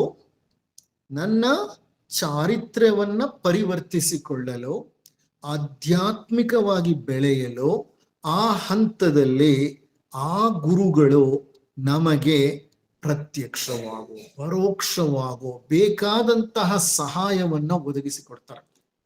It is 100% possible. ನನ್ನ ಜೀವನದಲ್ಲೇ ನಡೆದ ಸಾಕಷ್ಟು ಘಟನೆಗಳು ನನ್ನ ಕಣ್ತೆರೆಸಿವೆ, ನನ್ನ ಕಣ್ಣನ್ನ ತೆರೆಸಿವೆ, ನನ್ನನ್ನ ಸೀರಿಯಸ್ ಸ್ಪಿರಿಚುವಲ್ ಪರ್ಸ್ಯುವೇಡರ್ ಆಗುವಂತೆ ಪ್ರೇರೇಪಿಸಿದೆ. ನಿಮ್ಮಲ್ಲೂ ಅಂತ ಪ್ರೇರೇಪಣೆಗಳು ಬರುತ್ತೆ. ಏನ್ ಮಾಡ್ಬೇಕಂದ್ರೆ ನಮ್ಮ ಜೀವನವನ್ನ ನಾವು ಬಹಳ ಸೂಕ್ಷ್ಮವಾಗಿ ಗಮನಿಸ್ಬೇಕು. ಅದನ್ನ ನಾವು ಮಾಡಲ್ಲ. ಸಾಮಾನ್ಯವಾಗಿ ಎಷ್ಟೋ ವರ್ಷಗಳನ್ನ ಕಳೆದು ಬಿಡ್ತೇವೆ. ನಮ್ಮನ್ನ ನಾವು ಪರೀಕ್ಷಿಸಿಕೊಳ್ಳದೆ, ನಮ್ಮನ್ನ ನಾವು ವೀಕ್ಷಿಸಿಕೊಳ್ಳದೆ, ನಮ್ಮ ಆಂತರ್ಯವನ್ನ ಕೆದಕಿ ನಮ್ಮನ್ನೇ ನಾವು ದೃಷ್ಟಿಸಿ ನೋಡದೆ ಎಷ್ಟೋ ವರ್ಷಗಳನ್ನ ವ್ಯರ್ಥವಾಗಿ ಕಳೆದು ಬಿಡ್ತೇವೆ. ಇತರರ ಬಗ್ಗೆ ಮಾತನಾಡ್ತಾ, ಇತರರ ಲೋಪದೋಷಗಳನ್ನ ಹುಡುಕ್ತಾ, ಸದಾ ಹರಟೆಯನ್ನ ಹೊಡಿತಾ ಕಾಲ ಕಳೆದು ಬಿಡ್ತೇವೆ. That's how we waste our lives. ನಮ್ಮ ಜೀವನವನ್ನೇ ವ್ಯರ್ಥವನ್ನಾಗಿ ಮಾಡ್ಕೊಂಡು ಬಿಡ್ತೇವೆ. ಹಾಗಾಗಿ ನಾವೇ ನಮ್ಮ ಜೀವನ ಶೈಲಿಯನ್ನ ಬಹಳ ಸೂಕ್ಷ್ಮವಾಗಿ ಗಮನಿಸಿದಾಗ ಅರ್ಥ ಆಗತ್ತೆ, ನಾನಿನ್ನ ತಯಾರಾಗಬೇಕು. ನನ್ನಲ್ಲಿ ಸಾಕಷ್ಟು ಲೋಪದೋಷಗಳಿವೆ, ನನ್ನಲ್ಲಿ ಬಹಳಷ್ಟು ನ್ಯೂನತೆಗಳಿವೆ, ನನ್ನಲ್ಲಿ ಬಹಳಷ್ಟು ದೌರ್ಬಲ್ಯಗಳಿವೆ. ಈ ದೌರ್ಬಲ್ಯಗಳು ಲೋಪದೋಷಗಳನ್ನ ನಾನು ಪರಿಹರಿಸಿಕೊಳ್ಳದೆ ನಾನು ಶ್ರೀಮಂತನಾಗಿರಬಹುದು, ನಾನೊಬ್ಬ ಸಮಾಜದಲ್ಲಿ ಗಣ್ಯ ವ್ಯಕ್ತಿ ಅಂತ ಅನ್ನಿಸ್ಕೊಂಡಿರಬಹುದು, ಆದರೆ ಬಹಿರಂಗವಾಗಿ ಬೆಳೆದಿದ್ದೇನೆ. ನಾನು ಆಂತರಂಗಿಕವಾಗಿ ಬೆಳಿಬೇಕಾದ್ರೆ, ನನ್ನಲ್ಲಿ ಅಧ್ಯಾತ್ಮ ಶಕ್ತಿ ಬೆಳಿಬೇಕಾದ್ರೆ, ನನ್ನ ಆತ್ಮಶಕ್ತಿಯ ಪರಿಚಯ ನನಗಾಗಬೇಕಾದ್ರೆ, ನಾನು ನನ್ನ ಚಾರಿತ್ರ್ಯವನ್ನ ಉತ್ತಮಪಡಿಸ್ಕೋಬೇಕು, ನನ್ನಲ್ಲಿ ಪರಿವರ್ತನೆಯಾಗಬೇಕು ಅನ್ನೋ ಅವಶ್ಯಕತೆಯನ್ನ ನಾನು ಅರ್ಥ ಮಾಡ್ಕೋಬೇಕು.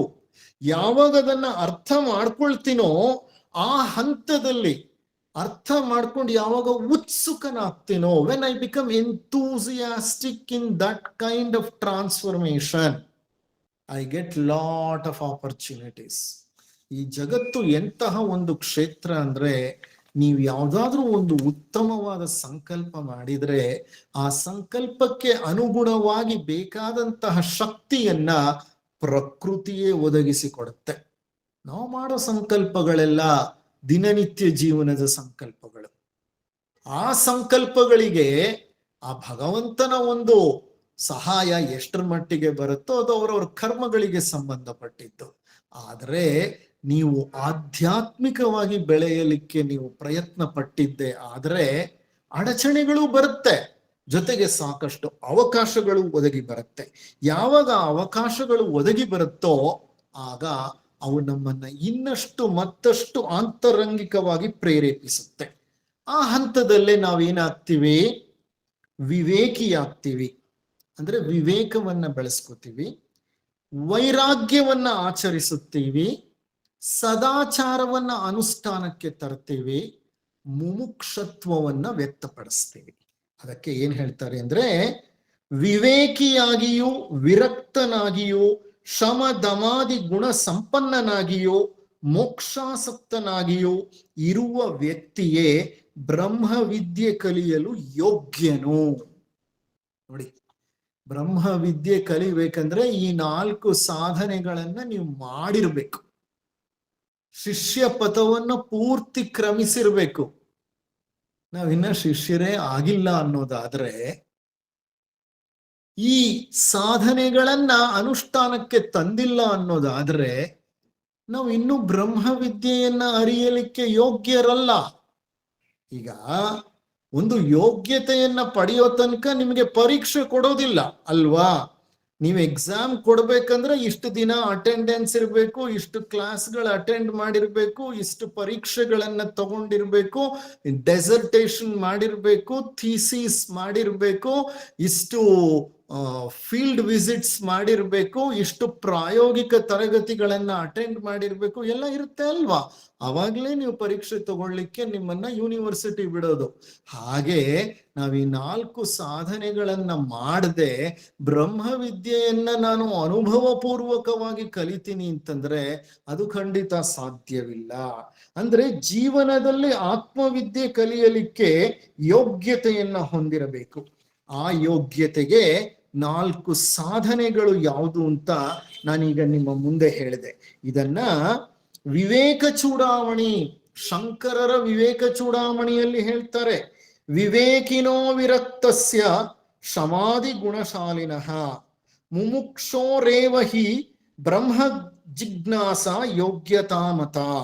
ವಿವೇಕಿನೋ ವಿರಕ್ತಸ್ಯ, ವಿವೇಕಿಯಾಗಿರ್ಬೇಕು, ವಿರಕ್ತನಾಗಿರ್ಬೇಕು. ಶಮಾಧಿ ಗುಣಶಾಲಿನಃ, ಶಮ ಧಮ ತಿತಿಕ್ಷೆ ಉಪರತಿ ಶ್ರದ್ಧೆ ಏಕಾಗ್ರತೆ, ಆ 6 ಸದಾಚಾರಗಳನ್ನ ಕಲ್ತಿರ್ಬೇಕು. ಮುಮುಕ್ಷೋರೇವಹ ಅಂದ್ರೆ ಮುಮುಕ್ಷುವಾಗಿರ್ಬೇಕು. ಮುಮುಕ್ಷು ಅಂದ್ರೆ ಏನು? ಆ ಭಗವಂತನಲ್ಲಿ ಅತೀವವಾದಂತ ಆಸಕ್ತಿಯನ್ನ ಹೊಂದಿರಬೇಕು. ನಾನು ಮೋಕ್ಷವನ್ನ ಹೊಂದಬೇಕು, ಈ ಜನನ ಮರಣಗಳ ಸಂಕೋಲೆಯನ್ನ ಮೀರಿ ಬೆಳಿಬೇಕು, ನನ್ನ ಆತ್ಮ ಸ್ವರೂಪವನ್ನು ಪರಮಾತ್ಮ ಸ್ವರೂಪವನ್ನು ಅರಿಯಬೇಕು ಅನ್ನುವಂತಹ ತೀವ್ರ ಆಸಕ್ತಿ ಇರಬೇಕು. ಆತ ಬ್ರಹ್ಮ ಜಿಜ್ಞಾಸುವಾಗಿರಬೇಕು.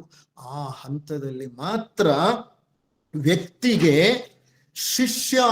ಶಿಷ್ಯ ಪಥವನ್ನ ದಾಟಿ ದೀಕ್ಷಾ ಪಥವನ್ನ ಪ್ರವೇಶ ಮಾಡಲಿಕ್ಕೆ ಅರ್ಹತೆ ಸಿಗತ್ತೆ. ಆದ್ರಿಂದಲೇ ನಾವೇನ್ ಹೇಳ್ತೀವಿ ಅಂದ್ರೆ, ವಿವೇಕಿಯಾಗಿಯೂ ವಿರಕ್ತನಾಗಿಯೂ ಸದಾಚಾರ ಸಂಪನ್ನನಾಗಿಯೂ ಮತ್ತು ಮೋಕ್ಷಾಸಕ್ತನಾಗಿಯೂ ಇರಬೇಕಾದದ್ದು ಅತ್ಯವಶ್ಯಕ. ಅದಕ್ಕೆ ಶಂಕರರು ಮತ್ತೆ ಹೇಳ್ತಾರೆ ನೋಡಿ, ಇದರಲ್ಲೆಲ್ಲ ಮೊಟ್ಟ ಮೊದಲನೆಯ ಸಾಧನೆ ವಿವೇಕ. ಅದೌ ನಿತ್ಯಾನಿತ್ಯ ವಸ್ತು ವಿವೇಕ ಪರಿಗಣ್ಯತೆ ಅಂತ ಹೇಳ್ತಾರೆ. ಅದೌ ನಿತ್ಯಾನಿತ್ಯ ವಸ್ತು ವಿವೇಕ ಪರಿಗಣ್ಯತೆ ಅಂದ್ರೆ ಅರ್ಥ ಏನು ಅಂದರೆ, ಮೊದಲು ವಿವೇಕವು ಅಭ್ಯಸನೀಯವು. The first and the foremost sadhana is viveka. It is called discrimination. ಶಿಷ್ಯನಾದವನಿಗೆ ದಿನನಿತ್ಯ ಜೀವನದಲ್ಲಿ ಅಳವಡಿಸಿಕೊಳ್ಳಬೇಕಾದ ಅತಿ ಮುಖ್ಯ ಅಂಶವೇನೆಂದರೆ ವಿವೇಕ. ಶಿಷ್ಯತ್ವದ ಹಾದಿಯಲ್ಲಿ ಇದು ಮೊದಲನೆಯ ಸಾಧನೆ.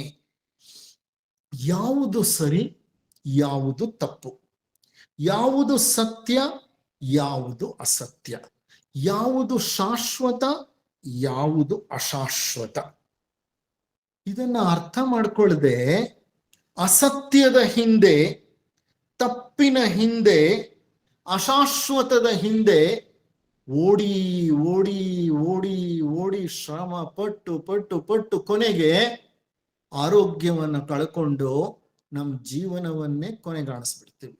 ಹೌದಾ ಅಲ್ವಾ? ಯಾವುದು ಅಸತ್ಯ? ಲೌಕಿಕವೆಲ್ಲ ಅಸತ್ಯವೇ, ಅಶಾಶ್ವತವೇ. ಕಾರಣ ಇದೆಲ್ಲ ಒಂದಲ್ಲ ಒಂದಿನ ಬಿಟ್ಟು ಹೋಗ್ಬೇಕಾದದ್ದೇ, ಖಂಡಿತ ಬಿಟ್ಟು ಹೋಗ್ಬೇಕಾದದ್ದು. ಹಾಗೆ ಅಂತ ದುಡಿಬೇಡಿ, ಆಸ್ತಿ ಮಾಡಬೇಡಿ, ಹಣ ಮಾಡಬೇಡಿ, ಮನೆ ಕಟ್ಟಬೇಡಿ ಅಂತ ನಾನು ಹೇಳ್ತಿಲ್ಲ. ಆದ್ರೆ ಅದಕ್ಕೊಂದು ಮಿತಿ ಇರಬೇಕು. ಎಲ್ಲಿ ಅದಕ್ಕೆ ಕಾಮ ಹಾಕ್ಬೇಕು, where we need to stop that and where we need to divert our mind to a higher thought process ಅನ್ನೋದು ನಮಗೆ ಅರ್ಥ ಆಗ್ಬೇಕು. ಅಂದ್ರೆ ಜೀವನದ ಯಾವುದೋ ಒಂದು ತಿರುವಿನಲ್ಲಿ ಅಪ್ಪ ಸಾಕು, ಇದು ಎಷ್ಟು ಅಂತ ಇದೆಲ್ಲ ಮಾಡೋದು, ಇವು ಯಾವುದನ್ನು ನಾನು ಹೊತ್ಕೊಂಡು ಹೋಗಕ್ಕಾಗಲ್ಲ. ಯಾವ್ದು ಹೊತ್ಕೊಂಡು ಹೋಗ್ಬೋದೋ ಅದನ್ನ ಗಳಿಸ್ಲಿಕ್ಕೆ ಈಗ್ಲಾದ್ರೂ ಪ್ರಯತ್ನ ಪಡೋಣ ಅಲ್ವಾ ನಾನು ಅಂತ ಅನ್ನಿಸ್ಬೇಕಲ್ವ ಒಬ್ಬ ವ್ಯಕ್ತಿಗೆ. ಅದು ಎಷ್ಟು ಬೇಗ ಬಂದ್ರೆ ಅಷ್ಟು ಒಳ್ಳೇದು, ಎಷ್ಟು ಅರ್ಲಿ ಅದಾಗುತ್ತೋ ಅಷ್ಟು ಒಳ್ಳೇದದು. ಹಾಗಾಗಿ ಪ್ರತಿನಿತ್ಯ ಜೀವನದಲ್ಲಿ ನೂರಾರು ಸರಕುಗಳು ಕಾಣಿಸುತ್ತೆ, ನೂರಾರು ಸರಕುಗಳಿದೆ. ಈ ಜಗತ್ತೊಂದು ಮಾಯಾ ಬಜಾರ್. ಆದ್ರೆ ಯಾವುದು ಮುಖ್ಯ ಯಾವುದು ಅಮುಖ್ಯ ಅನ್ನೋಂಥ ಜಾಗ್ರತೆ ಶಿಷ್ಯನಲ್ಲಿರಬೇಕು. ಇದೊಂದು ಮಾಯಾ ಪ್ರಪಂಚ. ವಿಷಯಾಕರ್ಷಣೆಗಳಿಗೆ ಕೊರತೆ ಏನೂ ಇಲ್ಲ. ಆ ವಿಷಯ ಆಕರ್ಷಣೆಗಳಿಗೆ ಬಲಿಯಾಗಿ ನಾವು ಅದೇ ಪ್ರವಾಹದಲ್ಲಿ ಕೊಚ್ಕೊಂಡು ಹೋಗ್ಬಿಟ್ರೆ ಜೀವನ ಅನರ್ಥವಾಗ್ಬಿಡುತ್ತೆ. ಅದಕ್ಕೆ ಡಿ ವಿ ಗುಂಡಪ್ಪನವರು ತಮ್ಮ ಮಂಕುತಿಮ್ಮನ ಕಗ್ಗದಲ್ಲಿ ಬಹಳ ಸುಂದರವಾಗಿ ಬರೀತಾರೆ, ಅಪ್ಪ ಈ ಜಗತ್ತಿನ ತುಂಬಾ ಸರಕುಗಳಿದೆ, ಆ ಸರಕುಗಳ ಮಧ್ಯೆಲೇ ನಿನ್ನ ಜೀವನವನ್ನ ನೀನ್ ಹರಡ್ಕೊಂಡು ಕುಳಿತುಕೊಂಡಿದೀಯಾ. ಆದ್ರೆ ಯಾವ ಸರಕನ್ನ ಮುಖ್ಯ ಯಾವುದು ಅಮುಖ್ಯ ಅನ್ನೋದನ್ನ ನೀನ್ ತಿಳ್ಕೋಬೇಕಲ್ವಾ. ಅದನ್ನ ಹೇಳ್ತಾರೆ, ನೂರಾರು ಸರಕುಗಳು ಜೀವಿತದ ಸಂತೆಯಲ್ಲಿ, ಊರಿನವು ಕೇರಿಯವು ಮನೆಯವು ಆತ್ಮದವು, ಬೇರೆ ಬೇರೆ ಪುರುಳ್ಗೆ ಬೇರೆ ನೆಲೆ ಬೇರೆ ಬೆಲೆ, ತಾರತಮ್ಯವೇ ಸೂತ್ರ ಮಂಕುತಿಮ್ಮ. ಎಷ್ಟು ಸುಂದರವಾಗಿ ಕೊಟ್ಟಿದ್ದಾರೆ ನೋಡಿ. ನಾನೀಗ ಹೇಳಿದ್ದನ್ನೆಲ್ಲ ಇವ್ರು 4 ಸಾಲಿನಲ್ಲಿ ತುಂಬಿಸಿಟ್ಬಿಟ್ರು. ಏನಂತ ಹೇಳ್ತಾರೆ, ನೂರಾರು ಸರಕುಗಳು ಜೀವಿತದ ಸಂತೆಯಲ್ಲಿ. ಜೀವಿತ ಅನ್ನೋದೊಂದು ಸಂತೆ, ಬರ್ತೀವಿ ಹೋಗ್ತೀವಿ, ಹೌದಾ ಅಲ್ವಾ? ನೂರಾರು ಜನರನ್ನ ಸಾವಿರಾರು ಜನರನ್ನ ಭೇಟಿ ಮಾಡ್ತೀವಿ, ಕೊಡ್ತೀವಿ ತಗೊಳ್ತೀವಿ, ಏನೆಲ್ಲ ನಡೆಯುತ್ತೆ ಸಂತೆಯಲ್ಲಿ. ಏನೇನ್ ನಡೆಯುತ್ತೋ ಅದೆಲ್ಲ ಇಲ್ಲೂ ನಡೆಯುತ್ತೆ. ಜೀವಿತವೆಂಬ ಸಂತೆಯಲ್ಲಿ ನೂರಾರು ಸರಕುಗಳು ಜೀವಿತದ ಸಂತೆಯಲ್ಲಿ. ಯಾವುದು ಆ ಸರಕುಗಳು? ಊರಿನವು ಅಂದ್ರೆ ಇಶ್ಯೂಸ್, ಊರಿಗೆ ಸಂಬಂಧಪಟ್ಟ ಇಶ್ಯೂಸ್. ಕೇರಿ, ನಾವು ಊರಿನಲ್ಲಿ ವಾಸ ಮಾಡ್ತಿದೀವಲ್ಲ, ಆ ಕೇರಿಗೆ ಸಂಬಂಧಪಟ್ಟ ಇಶ್ಯೂಸ್. ಮನೆಯವು ನಮ್ಮ ಕುಟುಂಬಕ್ಕೆ ಸಂಬಂಧಪಟ್ಟದ್ದು. ಆತ್ಮದವು ನಮ್ಮ ಆತ್ಮಕ್ಕೆ ಸಂಬಂಧಪಟ್ಟ ಇಶ್ಯೂಸ್. ನೋಡಿ ಎಷ್ಟು ಸ್ತರಗಳಲ್ಲಿ ಈ ಇಶ್ಯೂಸ್ ಇದೆ ಅಂತ. ಬೇರೆ ಬೇರೆ ಪುರುಳ್ಗೆ ಬೇರೆ ನೆಲೆ, ಬೇರೆ ಬೆಲೆ. ಬೇರೆ ಬೇರೆ ವಿಷಯಗಳಿಗೆ ಬೇರೆ ನೆಲೆ, ಬೇರೆ ಬೆಲೆ. ಎಲ್ಲದಕ್ಕೂ ಒಂದೇ ಬೆಲೆ ಕೊಡ್ಲಿಕ್ಕಾಗಲ್ಲ. ಮನೆ ವಿಷಯ ಮನೆಗಿರ್ಲಿ, ಕುಟುಂಬದ ವಿಷಯ ಕುಟುಂಬದ ಮಟ್ಟದಲ್ಲಿರ್ಲಿ, ಊರಿನ ವಿಷಯ ಊರಿನಲ್ಲಿರ್ಲಿ, ಕೇರಿ ವಿಷಯ ಕೇರಿಲಿರ್ಲಿ. Discriminate, keep them at same level. ಯಾವುದು ಅತ್ಯಂತ ಮುಖ್ಯವಾದಂತ ವಿಷಯ? ಆತ್ಮದವು. ಆತ್ಮದ ವಿಷಯ ಇದೆಯಲ್ಲ, ಅದು ಬಹಳ ಮುಖ್ಯವಾದ ವಿಷಯ. ಅದರಿಂದ ಅರ್ಥ ಮಾಡ್ಕೋ ಹೇ ಮನುಷ್ಯ, ತಾರತಮ್ಯವೇ ಸೂತ್ರ ಮಂಕುತಿಮ್ಮ. ಒಂದು ತಾರತಮ್ಯವನ್ನ ನೀನು ನಿನ್ನ ಜೀವನದಲ್ಲಿ ಅಳವಡಿಸ್ಕೋಬೇಕು. ಆತ್ಮದ ಇಶ್ಯೂ ಬಹಳ ಉನ್ನತವಾದ issue. Unfortunately, our education system is not focused on soul strengthening.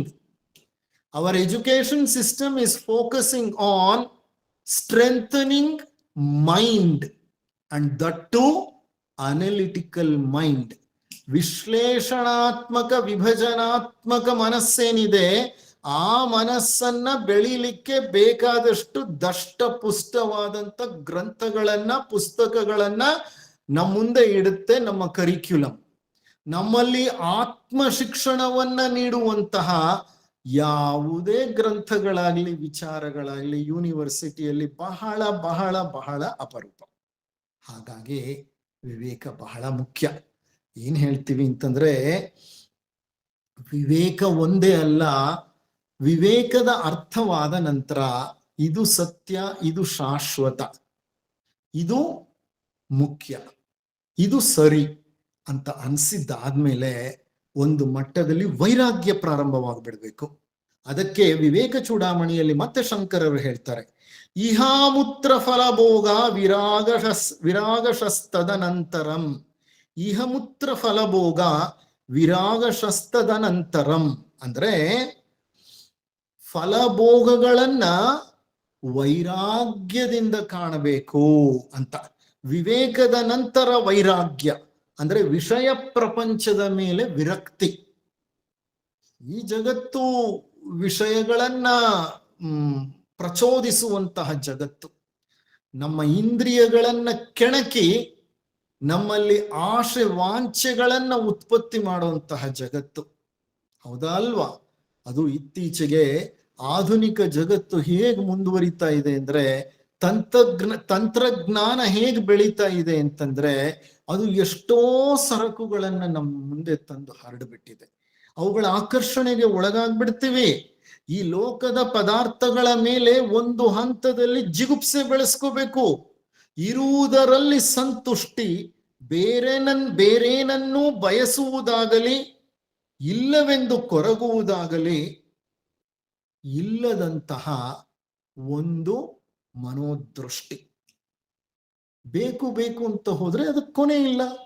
ಯಾವುದೇ ಆಶೆಗಳು, ವಾಂಛೆಗಳು, ವ್ಯಾಮೋಹಗಳು ಇಲ್ಲದಿರುವಿಕೆಯೇ ಪೂರ್ಣ ವೈರಾಗ್ಯ. ಏನಿದೆಯೋ, ಏನ್ ಸಿಗುತ್ತೋ, ಏನಿದೆಯೋ ಅದರಲ್ಲಿ ಸಂತೃಪ್ತನಾಗಿದ್ದೇನೆ.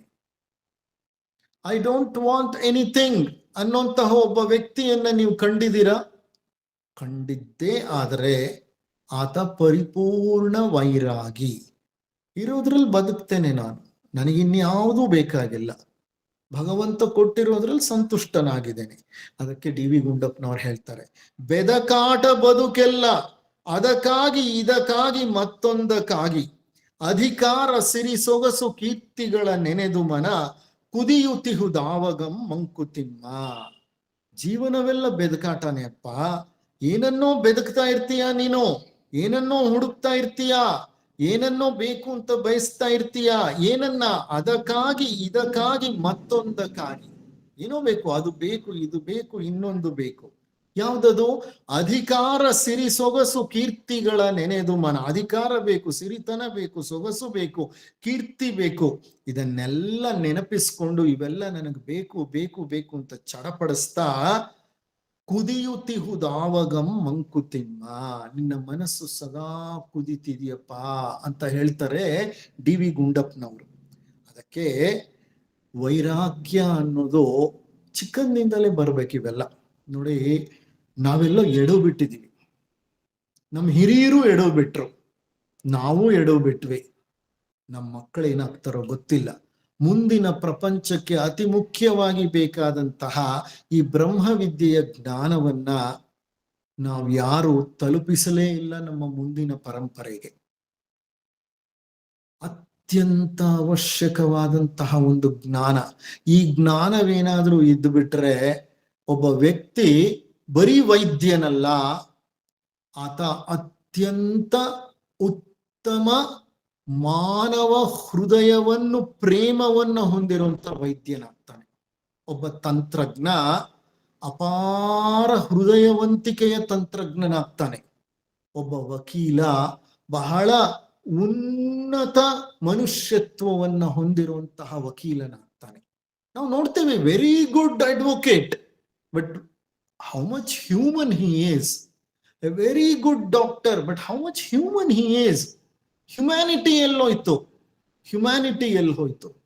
ಅದು ಬೆಳಿಬೇಕಂದ್ರೆ ಚಿಕ್ಕಂದಿಂದ ಇಂತಹ ಅಂಶಗಳನ್ನ, ಇಂತಹ ಸಾಧನೆಗಳನ್ನ ಮಕ್ಕಳಿಗೆ ತಿಳಿ ಹೇಳಬೇಕಾಗಿರೋದು ಇಂದಿನ ಗುರುಗಳು, ಶಾಲೆಯಲ್ಲಿರೋ ಟೀಚರ್ಗಳು, ಪೇರೆಂಟ್ಸ್ಗಳ ಕರ್ತವ್ಯ.